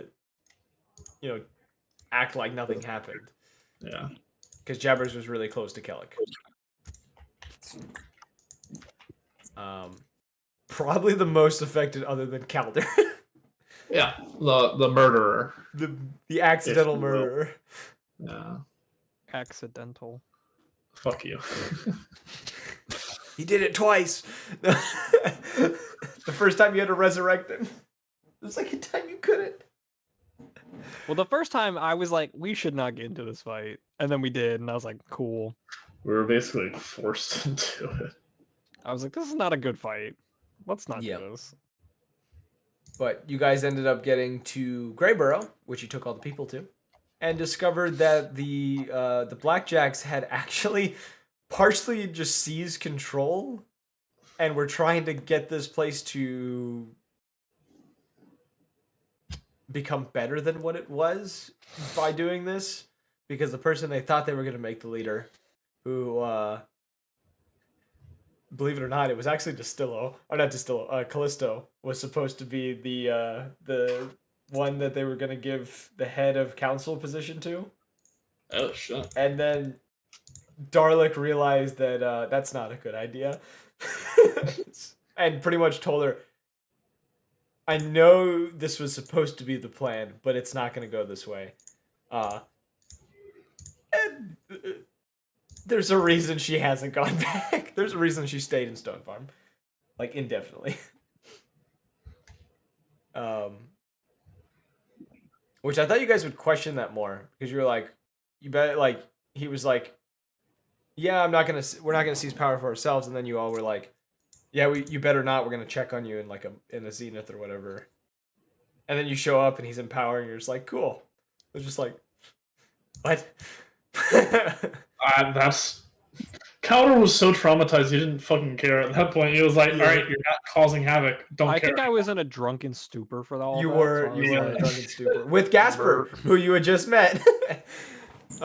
And he knew My you guys drinking as the buddy. Disco Inferno, not Doug's Cavalry, because the name hadn't reached him We yet. had changed it. Yeah, we changed Yep. it a billion times. God. And then you guys headed south towards. Then we abandoned Doug in like the middle of nowhere. You left Doug in Sandhelm. Yeah, I think so. That's where Doug was left, because it was at the mansion. Back to Party B. Party B went to Giant's Bane. Found that the town was empty. Discovered everyone in the town was dead, Including All- Magnus' sister. W. including Magnus' sister. That was an W. accident. And every single one of Big them, W. every single one of them had their blood siphoned from their body, and was pretty much just a crumbled up Damn, that's hot. Kool-Aid jammers is what you'd compare them to. Respect the pouch, am I right, guys? Christ. Okay. And Magnus went to try to scoop some of the blood from this well filled with blood, and the well bit him, which was the bloodhound. It's a mimic bell. Well, Well, it was the blood that was in the well bit him, and then the whole thing came out, and they found out it was the Bloodwell Hound. And after a long fight, Trinket, Journey, and Cal being used as puppets by this Bloodhound to fight the party, the rest of the party, they ended up defeating this Bloodhound, who ended up saying the words, "Your gods are dead," before dying. And Magnus ended up, because finding his sister dead, taking the deal of 4 demons, which severely, it severely weakened him, as well as, is maimed the word? Yeah, maimed him with these gruesome markings and just signs of these deals that he made. Essentially, his body leaked acid, and he just had these markings all over him. Like, it was foul. He came on himself. Oh my fucking god. Party B from there headed to what was the temple's name? They had heard word of, oh, that's right. After killing the Bloodwell Hound, they explored the town a bit. Leo was looking for booze, which he found. Journey and Arrow were looking for a forge and a shop, which, while searching, they found a forge that, at the time, there were 3 Echo Knights walking through. The 3 Echo Knights, Party A met at the very beginning of the campaign for a brief moment. The Minotaur, the Wind Ganassi, and the Drow. Yeah. They almost fought them, and then discovered that they weren't a problem, and that they were hunting down Sphex. Those Echo Knights never found Sphex. L. plot twist. It was actually the same guy that walked by 3 times. Wait, Sphex was the paladin? Sphex was the black armored paladin. Okay. They ran into Octavian again, who They spoke of a deal with him, as well as I think by this point Errol had met the dragon, the Topaz Dragon, and made a deal with. I think Errol traded with him. He traded the obsidian dodecahedron with the dragon for a blessing, and got the gift of the Emerald Dragon. Jesus. And a ring of the Ethereal Dragon. By the way, yours was not the only one, Calder. there were a couple of them. That's what I figured, but Yeah, he had his. Yours had a sour attitude towards you. His just didn't want to do anything. It was just like, really? Mine at least cooperated, which was Like nice. no, like he'd ask him to do something. He's like, all right, fine. I don't wanna. It's like No, it's the SpongeBob clip. I don't really feel like it. yeah. I don't even What's in it feel for like- me?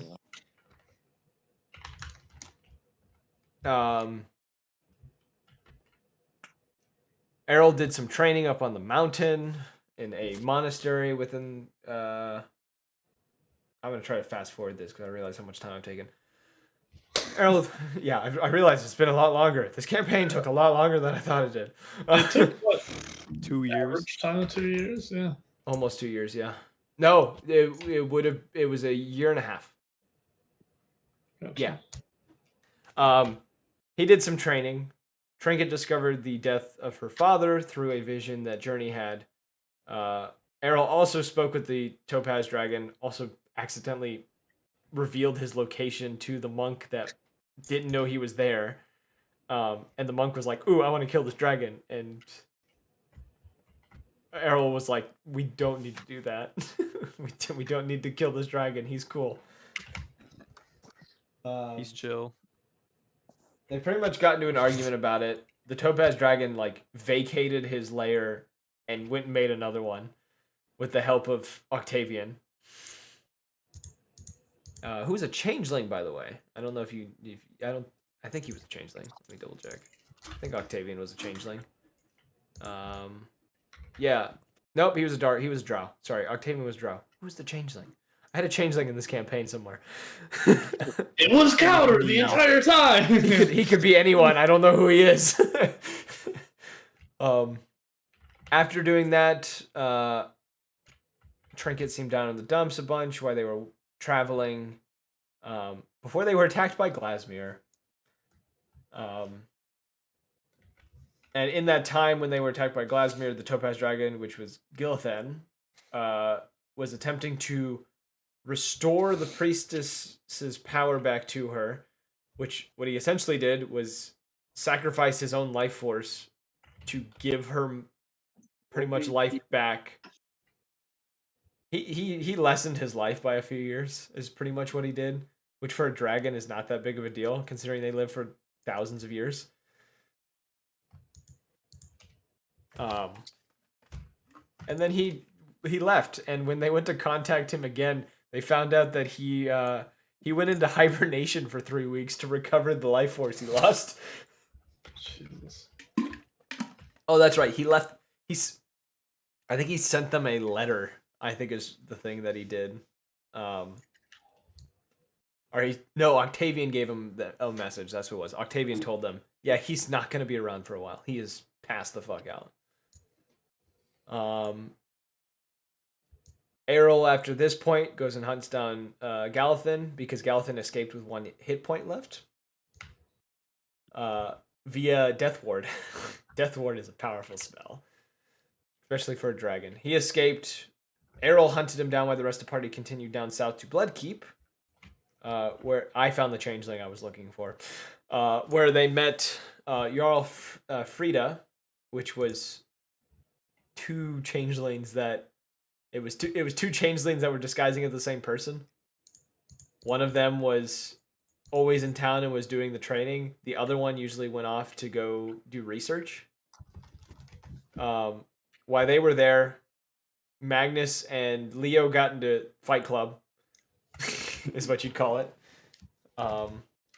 And during the time that they were gone, Errol went and found the lair of Glasmere, which he found him completely he didn't find Glasmere, but he found a giant ice Glass mirror. Glasmere. No, he found a giant like ice sculpture of Glasamar. Glasmere, which he later discovered was Glasmere, and he was killed and his soul was siphoned from him. He found out that it was the dragon Tabaxi who took his soul, which was one of 3 dragons she that was the 3rd dragon she had killed and taken the soul of by that point. The other 2 being a friend of Leo's, which was a golden dragon by the name of Electus. And the last one, I don't think I actually made the dragon's name. Nope, I did. His name was Scatter Garth. Someone gave me this dragon's name. I don't even know how to pronounce his name. Skadurg? Skadurg. Scattered. Scattered. He scattered. Girthland. I don't even know. Girthland? Oh man, I need to take a trip there. Girthgaland. Sorry. Girthgaland. Or is it Gargalon? It might be Gargalon. I don't know. That is my home turf. Garmadon. Okay. Ramadan. After leaving Bloodkeep after Arrow returned them, this was the point that the island in the middle of the continent started floating. This is when shit went down in Gorgomoth, when the center island began to float, the storm of creatures underneath it, everything else. To Party A now, to when this happened to them, that was actually immediately after the you guys got to Greyborough the second time, is when you guys saw the floating island. And you were just like, oh shit, something's happening over there. Let's go south. Fuck that shit. Yeah, fuck this shit, I'm out. So back to Party A. You guys went south. Looking for a means of... You'd heard there was a person down there that possibly had a scroll that would teleport you straight to... what city in Tiberia? I didn't use many of my Tiberia things because... Storm something? Moskin. Which you discovered when you were going around down there. You ended up encountering a mob that claimed they had a scroll, which you later found out they didn't. And you ended up instead going to the mansion of the individual he wanted killed, discovering she had dozens upon dozens of wolves made of shadows wandering around in her mansion. Pretty much told you that if you stole something for her, she would give you the scroll you wanted, which you guys did with flying colors. Really, Orion did. That's really it. Was this the heist? This was Orion's the most heist. stressful heist of my life. Orion was Oh my freaking the god! fuck out. I was the only one in there. Everybody else just sat outside, like, well, I guess we'll go back to the inn. Like, what the fuck? Please help me. You're the only one that can change into a rat. Yeah, and I had 2 things. I had 2 chances. I like ran out of wild shape halfway through that mission because it's stupid. I only get 2 wild shapes. Skill issue, I guess, man. I don't know. I guess. Yeah, my bad. I can't go and I don't know obliterate my own ally. Fuck you. Oh. And Ooh, you want to kiss me so bad. After getting the cloak back to her, the mob boss showed up, and you guys had a bit of a scuffle. Druid. Also a druid. Also a druid. You guys had a bit of scuffle. Ended up killing him. A kerfuffle. Skill issue. Yes. She ended up allowing you to stay the night within her manor, and then the next morning, essentially gave you all breakfast and a bit of supplies and sent you on your way. And you teleported to Moskin, where you discovered the town was in disarray and murder and fire. Another skill issue. Yes, and rushed in, encountering Sphex, black armored paladin, and his bloody houndish companion, which fighting them as the fight was nearing an end. The Skullhound made an appearance, siphoning the life from Sphex using the Bloodhound, restoring himself, and Jotun decided to, as this happened, to pull him into a pocket dimension where they fought. Like We just meh. kind of sat at each other. We're like, oh, nice. Yeah, and then both returning not so scraped up. Neither was all that bad off. And then he pretty much said, it seeming irritated after turning the Aarakocran into essentially a god, seeming irritated and said, it's not worth the time, and walked off, and you let him leave. Which then he ended up going to the battlefields of Almoria to continue his blood lust. Worse. Yes. Words are difficult, bro. I don't understand. So we're gonna jump back to Party Blood B. Bowl. I thought you were going to say Blood Bulge, and I was about to lose my shit. No, Blood Bowl. It's a Warhammer. Yeah. game. Yes, I do know what that is. It's kind of funny. It is. The rest of the other party, leaving the meat grinder after, actually going to the blood gulch, discovering a simulacrum of the the Skullhound had been made, defeating said Skullhound while also burning down the sacred tree. Elden Ring? Pretty much. I didn't realize I did that. Holy shit. You burnt down the Erd tree. Damn, bro. What I stole was Magnus's religion. That's what it was. You stole Magnus's religion for to benefit your god. That's what it was. That was the reading. You stole Magnus's religion. It all makes sense now. Greatest heist ever. An entire religion gone. Up in ashes. Skill issue, yeah. You all decided to get on a boat and begin heading towards Normandy because Cal had a resource there. Yeah, they went to Normandy and walked through the colleges. The chaos I'm pretty crew. sure I had like a great grandpa that also went to Normandy. Not that Normandy. Normandy. Man, now I realize we should have had Pearl Harbor because we had Normandy. Why didn't we have Pearl Harbor? God Are you saying damn it. we deserved Pearl Harbor? That's crazy. How else would we have made the nuclear bomb, bro? Secret. We don't talk about that. Why do I picture, like, if we were in the same room together, you would, like, take a finger and, like, run it from Gently my... put it on your lips. No. It would go from my forehead With and my just lips? run down. Huh? No! No tongue, don't worry. What the fuck? What the fuck? Anyways, as they were sailing to Normandy, ran into a semi-corporeal serpent known as the Mind Constrictor. Lazara's Mind Constrictor. So the half-dragon Tabaxi actually sent this constrictor to keep you guys from continuing on, which you guys discovered when he said after you killed him, and I quote, "The mistress knew this would happen and planned to keep you from getting to her keep. Especially you, Errol of Riverdale, the one who's seen what she has hidden. You will perish before you lay eyes on that chamber again." And then it disappeared. Magnus was useless that fight because this was the one creature I made that if you succeed the wisdom saving throw against it, you cannot see it. Instead, he saw bodies in the water that he recognized.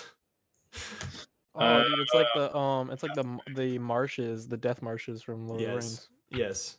You recognize. I told him that too. I was like, you recognize the bodies in the water, and he was like, nope, nope, nope, nope. Fuck this, we're leaving. And then he was watching as the party was all getting fight. And then after that, Cal had a vision, began rambling the words tick tock over and over again as he carved phrases into the bench that he was sitting on. Well, that makes more sense with the stopwatch, dude. It does. That's why I kept hinting to the time thing for you guys, because you guys weren't seeing him. Calder was seeing him every so often. Yeah, you kept seeing you kept seeing the cardinal when he was in the cloak. Oh, yeah. They were getting messages from the cardinal through Cal, because Cal has a bit of fortune-telling power. Okay, I heard Calder, and I was like, what the fuck? What No, I it's do? Calder's seen him. Cal is the one who It's like you're in speaks. class and you hear your name and you're like, huh? What do I do? From Normandy, though, after running into Cal's friend who owed him a favor, which, believe it or not, was the, oh god, what was his name? Stop! Please! I beg you! I know. That was Rob's joke anyways. I apologize. At least you gave me credit, you know. It was the headmaster. Oh, no. Actually, no, it wasn't the headmaster. Bro, you can master it?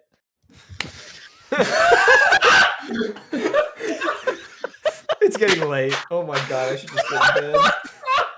I've never heard that before. What the fuck? Shut the fuck up. I'm so proud of that joke. I'm so proud of that joke. Oh my fucking god. I'm so disappointed, but Oh, I'm also dude, very that might happy. That's someone clip that. Hey, yo, somebody clip it. Oh god.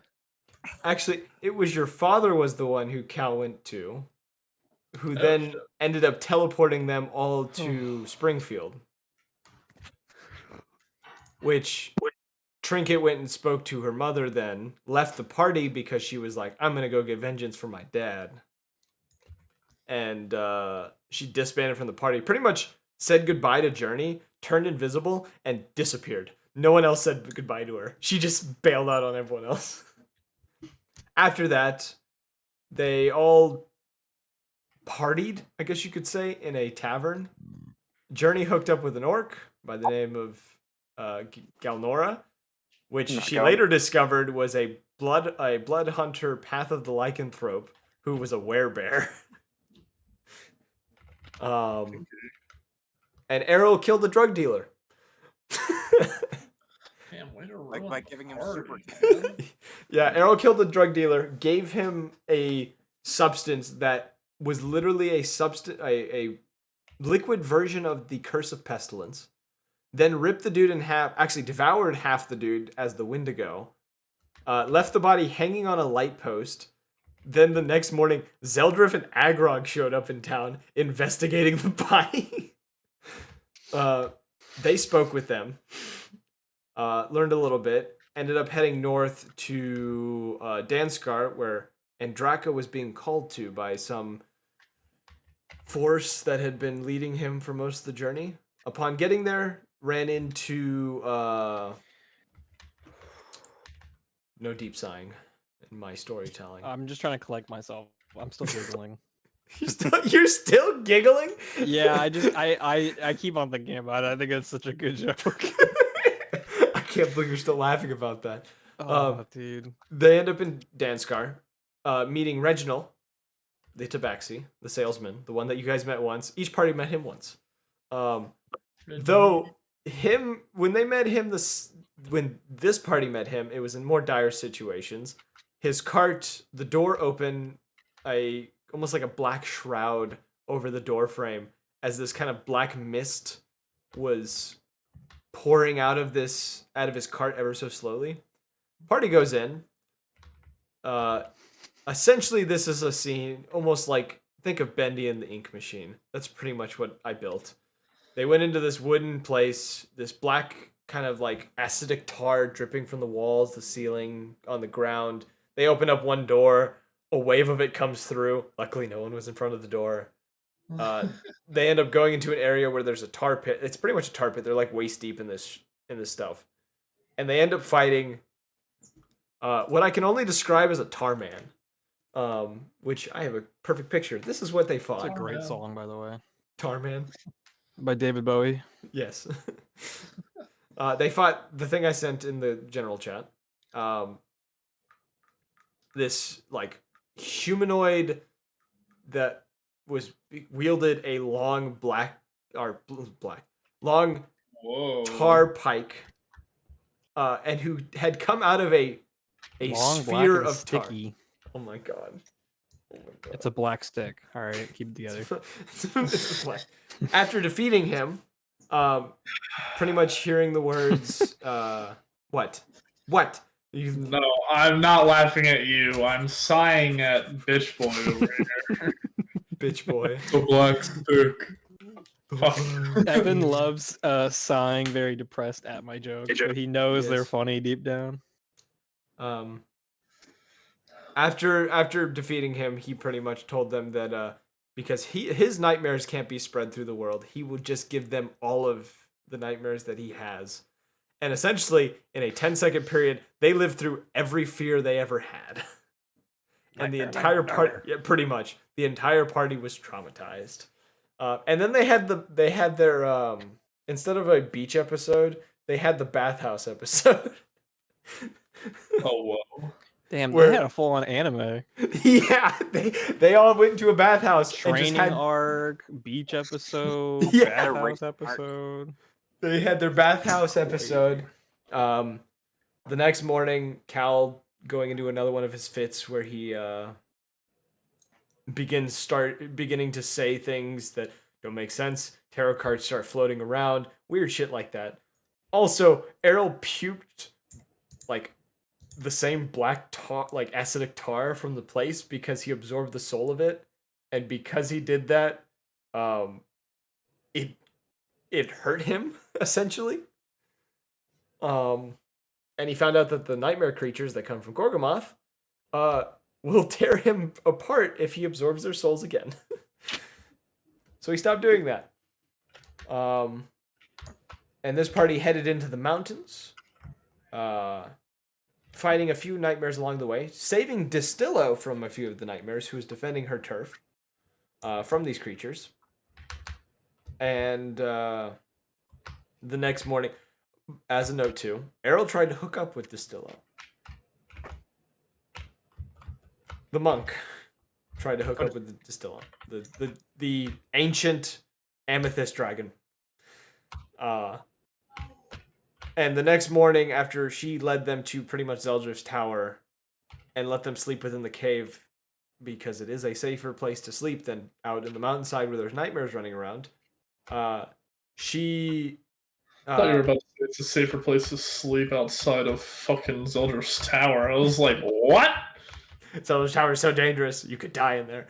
No. Literally. And they got left a note pretty much telling them that, you know, she's grateful for what they did, and to accept the meal that she's given them because she doesn't have time to join them because her injuries were so extensive that she had to sleep. You know, dragons doing their thing. Oh, I'm injured. I'm gonna go take a nap for 100 years. And then they headed westward. Their final session before their big fight, they got to stay in a inside of a pocket dimension, which was the Magnificent Mansion. Oh, I know that spell. Cal had been holding back on them for a little bit and finally used it, and they got to stay in a luxurious manner. Errol got high in the bathroom and fell asleep in the bathroom. He took a bunch of, what was it? He took a bunch of holly leaf, which is this world's equivalent of weed. Him and his giant saber-toothed wolf that he has got high in a bathroom, and then he took another drug which is supposed to be the equivalent of LSD, called acrid, and he had visions of the final fight because he rolled high enough. Beast. which his visions were crazy. I don't have them written down because I made them on the spot because I didn't think he'd have visions. They had their final fight against the half dragon Tabaxi and her paladin orc, killing the orc, then killing the Tabaxi, her body being destroyed, and in its place, a 3-headed ancient dragon. Which, as this dragon appeared, a hooded figure, which was Trinket, appeared with a rifle, the same rifle the other party saw her with before she disbanded from them. And in that fight, Trinket was swallowed whole by the dragon, as well as Errol, escaped from the stomach of this dragon, and then was frozen to death. Yeah, Cal and Galnora were turned to evil. Yes, they also God got. damn. They also This is, got. like, ruthless. Yeah, truly. Their fight was worse than yours.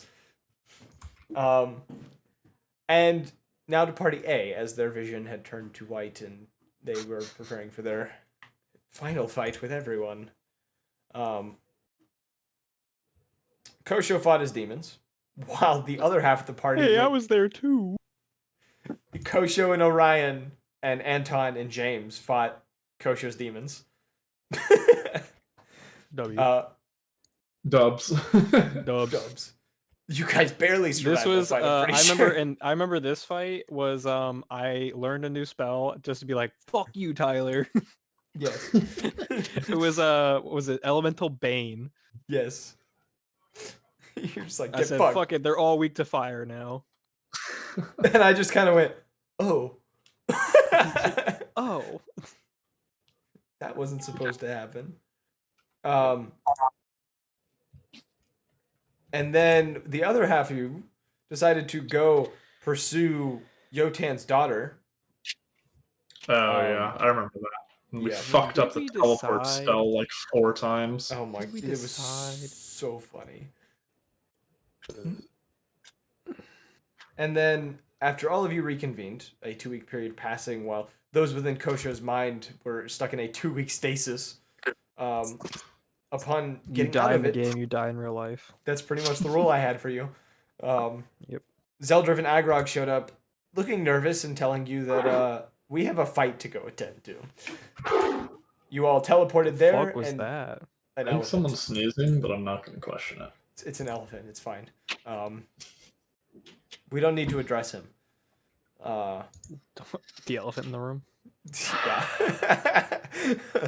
Yeah. You guys ended up pursuing the Skullhound and the Aarakocra, who you trapped inside of a force cage at the beginning of the fight. So you trapped the Aarakocra for the first 3 rounds. I was like, I'll give him 3 rounds, and then she's getting out. And then you canceled the spell that doesn't get canceled because funny. Haha.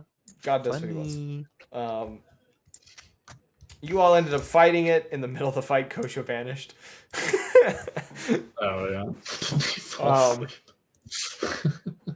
Which most of you ended up downing during the battle. And then as the fight came to a close and you killed Vex for the final time, second time, your vision went to white. And you all ended up in that same chamber. I'm going to tell you guys what abilities you missed. Get that shit out. Jesus. That was Sorry. loud as fuck. I know, sorry. So if you would have used Zeldrift's shard in that fight, you would have summoned one of his echoes. If you used Thallo, which I was really hoping you guys would summon Thallo, you would have summoned the Draconic Orchestra spell, which is personally my favorite spell I've ever written in my life. Oh, you told me about that one. Yeah. I think my favorite spell is the Testicular Torsion spell, but like that's just me. Give this guy testicular torsion. Wish. That's The a spell on an individual about testicles, they are meant to feel the psychic pain of testicular torsion without suffering physical pain. Uses it on a woman. It's just like, ha, I don't have any. Well, you wish you wish you didn't regardless. The old Verilian torsion. I don't know. Just we're gonna twist your ovaries, bro. I think that's a thing. It is. That is an actual disorder that can happen. Oof. Yes. So when this spell is summoned, so it summons an entire orchestra of draconic humanoids, whether they are half dragons, dragonborns, or dragons that are that keep a vertical posture, all armed with musical instruments, and one who will appear with a baton used to summon them. Which in this case, if you would have used the spell, Thallo would have been the one with the baton to try to lead the orchestra. And it's once they have appeared, they immediately begin to play the music of the caster's choice to increase morale and grant the following effects. Effect 1. All creatures designated as allies by the caster gain advantage on all checks, saves, and attack rolls.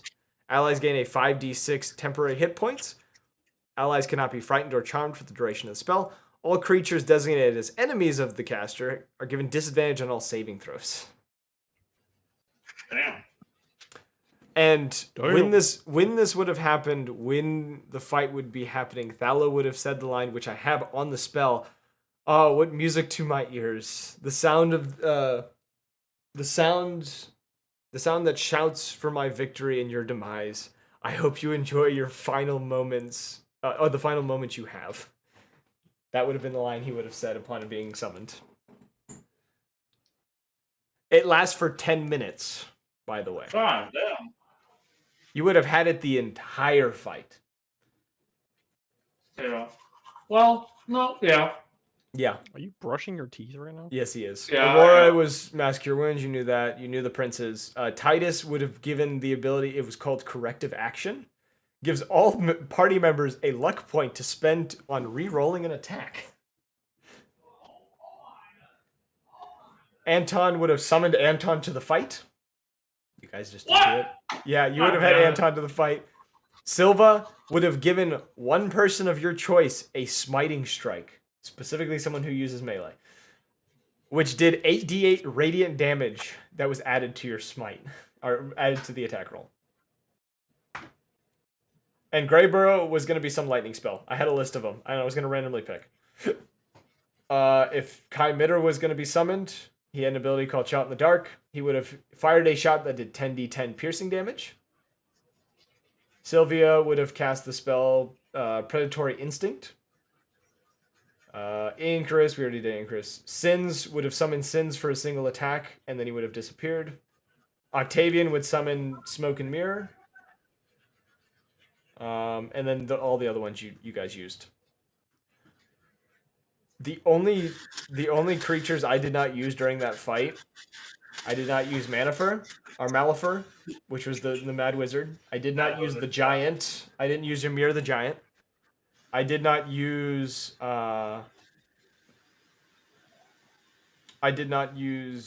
Galdrin, which was the Lycan Hunter. Yeah, those are the three I didn't use during that fight. Because I just didn't find a point to use them. The other ones were better. Now, honestly, the Mad Wizard was more memorable than the dragon that everyone hated to fight. Well, I did the dragon because I wanted to summon both dragons. Because I thought it was funnier. It makes sense thematically, but yeah. How did you like the Kellic appearance? Very nice. Was very based. Was very sad. Yes. I made it so I purposely did that because when I asked you guys for what you wanted at the end of the campaign, when the gods were asking what you wanted, one of the things on the list of things I was like, I know they'll ask for this. Kellic's resurrection. As if he had never died. It didn't happen. Yeah, I'm not that great at thinking. Which, so as a note for the war campaign, Kellic is going to make an appearance in the war campaign. Because that didn't happen, Kellic will still be addicted to drugs. Oh. So I have purposely bled things from this campaign's choices into the new campaign. Gotcha. But any questions that anything throughout the campaign you guys have? that was mainly it. So I went through the details and gave you extra things that you didn't know, and both parties now have a better idea of what happened. 3.5 hour explanation. the one thing that I dislike the most about like knowledge about the campaign and everything was that even with like knowing all of the like, oh, this guy did that guy did this, you know, this was here, that was there, that you rolled and missed, I still just like, oh, I wish Cowder did like more with all those like books and spells and like eldritch shit that like the enemies were doing, like with all the blood magic and shit. I wish Cowder did more of that, and like that was actually like a bigger deal. But that's just me. Also, the item that the Bloodhound had on him, I think it was called, oh god, what did I call it? Where's Vex? There he is. Which the icon I used for Vex, I actually found, like, I think I was scrolling through YouTube and was like animations, like just watching random animations. Did not care who made them or anything. I was just watching animations. And one came up and I was like, this is an interesting character. And so the Skullhound was born. I found this character someone made and I was like, I could do that. And I found like more of them. Like, it was funny, is like after I saw that one, I looked up like the basic idea of it, and there was just hundreds of this idea. I was just like, I could do this.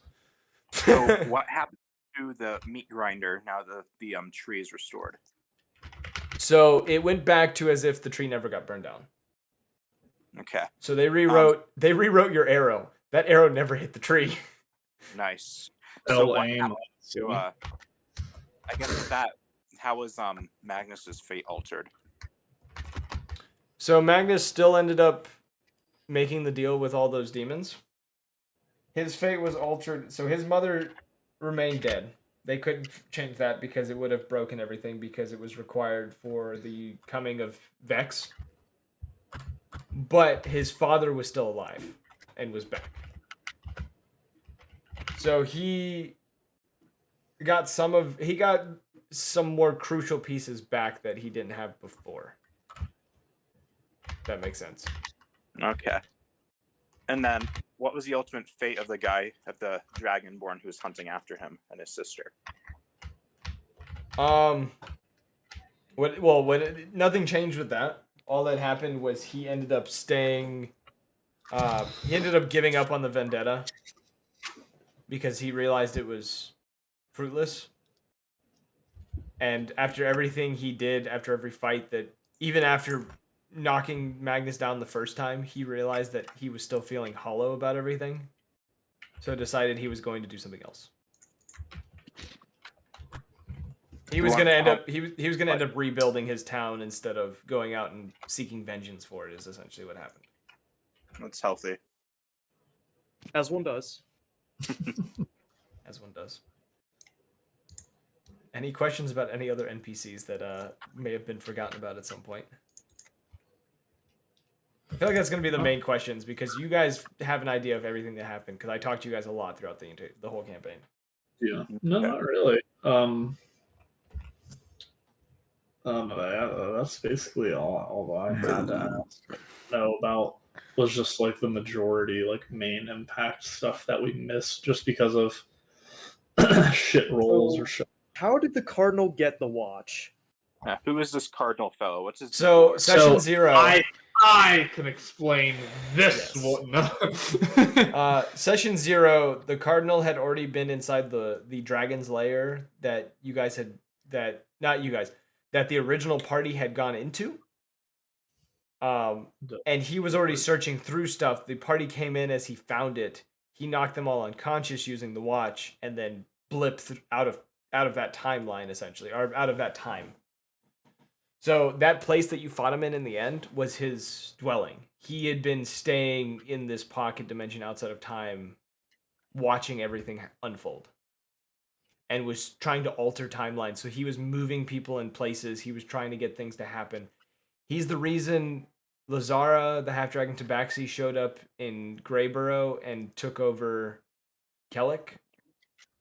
She's the reason that Thallo ended up going to Agrog and cashing in that favor, which caused the war to start. He's the reason. Anything that like seems too good to be true or too perfect, he had put it in place by some means or another. Theophilus moment. And yeah, and by doing it, he ended up corrupting himself and turning himself into that crystal. Because the more he used it, the more it corrupted him. Since it was a godly power relic, it just drained him.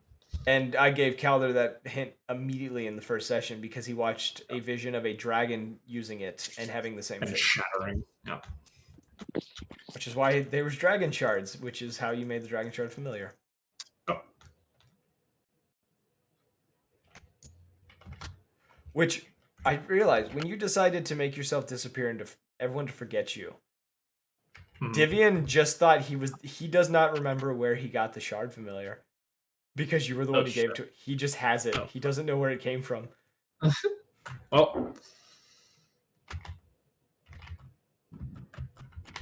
He woke up one day and was just like, when did I get this? Like, no, like he knew everything about it. Like he remembered everything of it, but there's gaps in his memory of just like, when did I get this? And like, who have I been communicating with this with?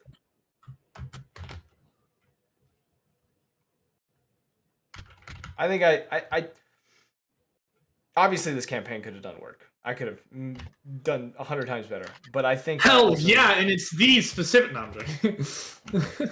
Here's my 10 reasons why your campaign sucked. Reason 1, you're gay. No. God, it's a middle school roast session all over again. There are two wolves inside you. One is gay, the other is gay. You are What gay. is the bloodhound? What is the skullhound? You are My God.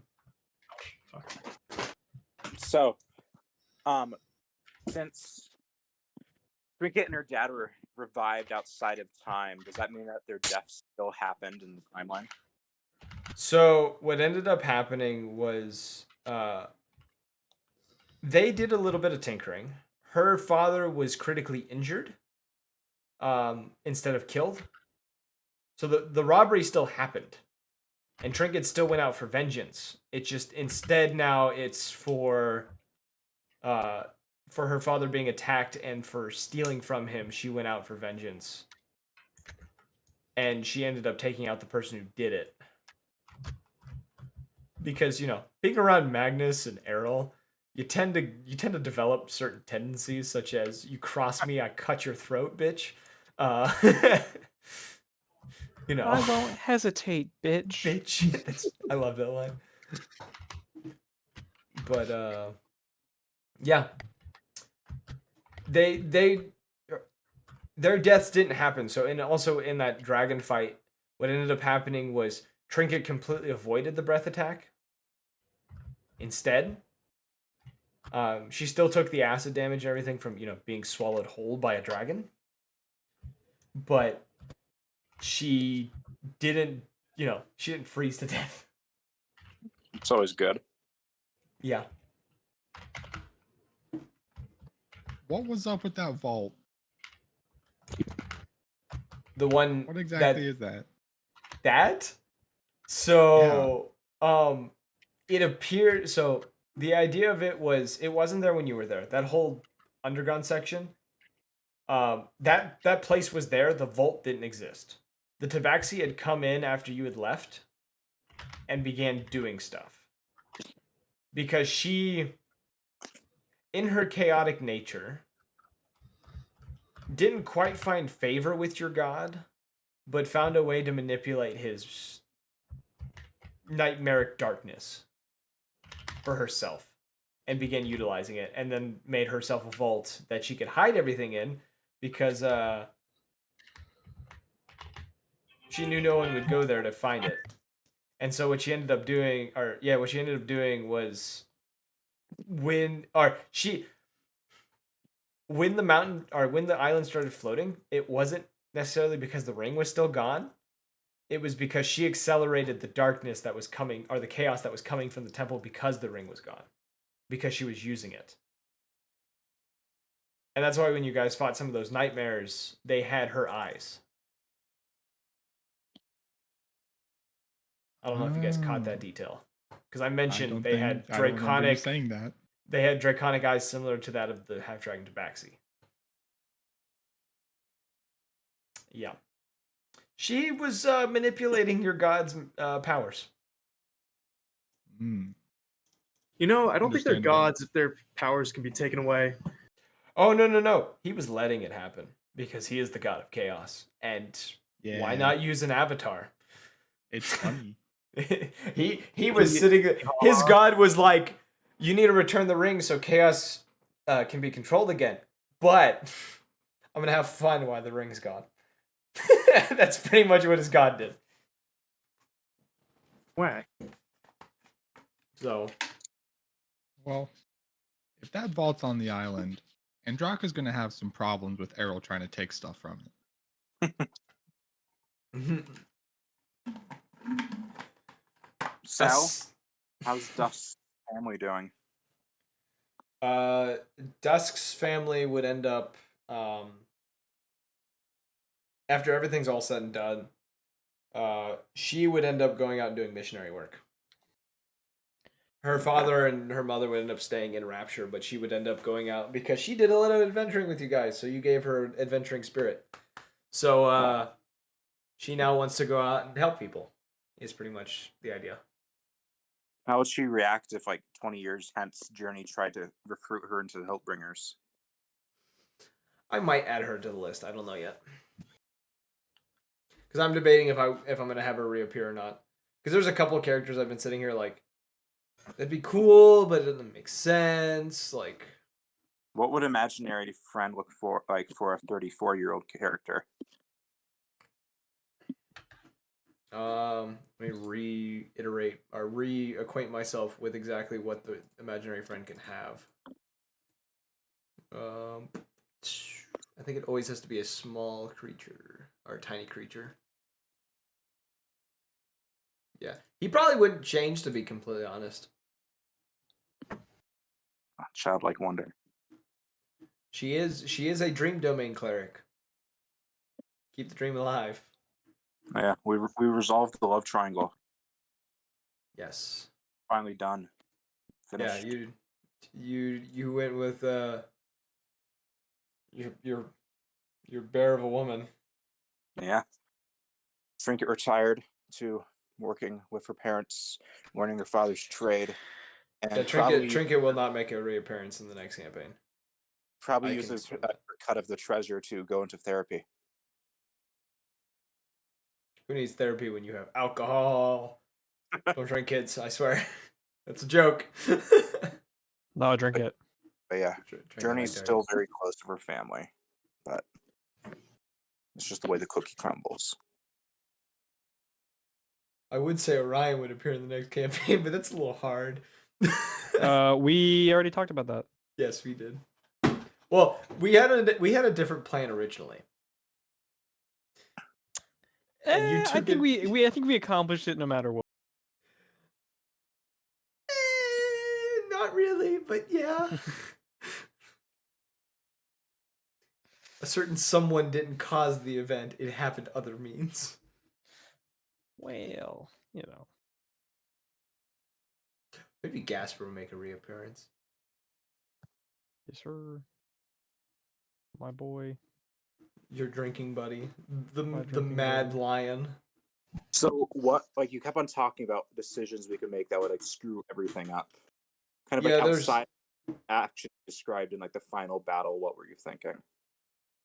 In the final battle? So if you guys fought each No, You talked about the final battle, like where if we used like wish on like the timepiece or whatever, So but what other yeah. like options were there outside like the battle that we could have made like before? So your choices along the way, some of the things you guys did added and subtracted to the number of bosses that the Cardinal had at his disposal, as well as the number of allies you had at your disposal. So if we killed the pestilence hag, would he have had access He would have had to? the he would have had the pestilence hag. So because you skipped that, you lost the level, but you lost a boss you'd have to fight later. Oh, so we fought smarter, not harder. Yeah, and because Party A didn't go after the blackjacks and ended up fighting them, which you guys would have won that fight. They weren't designed to be fighters. They would have been a part of the final boss fight. But because you didn't, they weren't quite allies, but they weren't enemies either, so they didn't appear.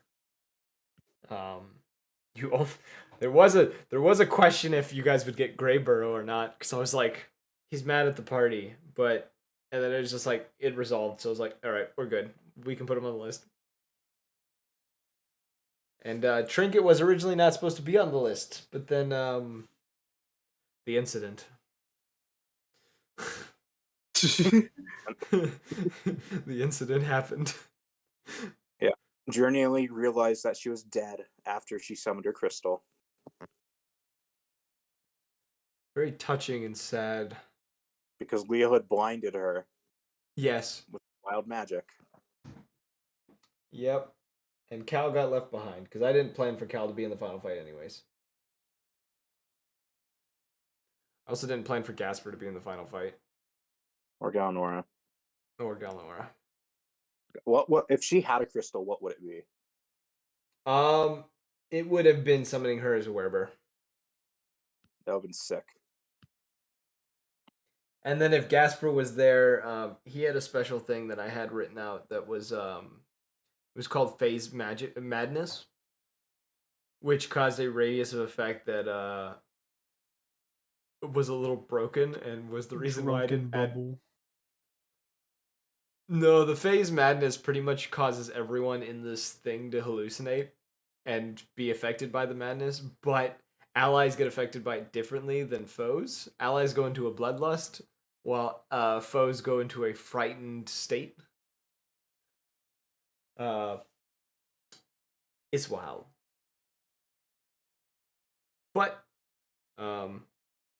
yeah, so if you guys could have, yeah, your stuff before the fight, and it pretty much determined how the fight was going to be.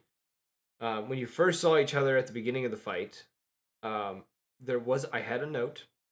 If both parties decided to kill each other, I would let you guys fight. Whoever was left standing was going to be killed not long after. And essentially, both parties would have been forgotten to time because you died outside of time. And so you would have never existed, and then things would have been altered to the benefit of Sarthstag. So was the if the idea. cardinal died out, there's a weird notification. So if the cardinal died outside of time, what happened? So because he died outside of time. Tyler, Yes. sorry to interrupt, but I gotta go. Good job on the recap. I'll probably have questions for you about the world, but we can do that later. Yeah, we can do that later. All right, see y'all. Bye. If you guys would have killed, since you killed him, it's weird because he had the timepiece. What would have happened is time would have rewritten itself to the point before he got a hold of the timepiece. So he probably would have died just before the timepiece was in his possession. So he'll have dropped dead right behind us in the cave. Pretty much what would have happened is he would have died. It wouldn't have been like at the cave, but he would have died early on, and then the timepiece would have ended up somewhere else. Because then it can't be in the place that he knew it was, and it wouldn't come into your guys' path because of what happened. Though you guys remember everything that has happened, you don't know the new timeline. You guys don't have recollection of the new timeline. So everything has happened, and what you would find out is everything has happened relatively the same to what happened in the actual campaign. Like, you guys did the things you did, and you got the glory and the reputation you did. It's just things were a little different. because the timelines had to fix themselves.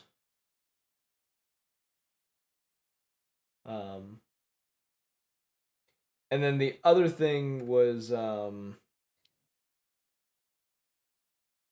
think, yeah, it was with the wish spell. There's a couple of things that if it would have been wished for, you would have broken reality. And if you broke reality, the war campaign wouldn't be a part of the storyline anymore. It would be a part of a different timeline. And it would have jumped straight to the First Day of Our Lives campaign. You would have caused the second Multiverse to calamity. split. Yeah, the second calamity where the sun scorches the earth or scorches the planet. So is Second Days of Our Lives non-canon to this, or does it just take place further in the future now? It happens further in the future. If you would have broken the timelines, you would have accelerated that process to right then and there. Okay. And it would have caused similar events because the country that First Day of Our Lives takes place in is a different country, so it doesn't affect Almoria. Technically, First Days of Our Lives, that campaign, Almoria isn't, like, there is nothing left in Almoria because they didn't build anything good enough to survive this whole thing. Most of Sarthag is wiped out. Gorgamoth is completely, for the most part, wiped out. Other than the temple itself being protected because the god of chaos is going to protect his shit. Normandy would be mostly taken out. Like, and all of the meat, pretty much all the meat grinder would have been gone. Like, instant flooding and just scorching everything. There would be no one there. What about the Outlands? Is it business? Outlands would have been business as usual. They are built for scorching sun. They were the only ones that probably were unaffected by it. Other than, like, you know, a few people bursting into flames are like, oh, we need to get out the fire retardant clothing. They're just like, we're good.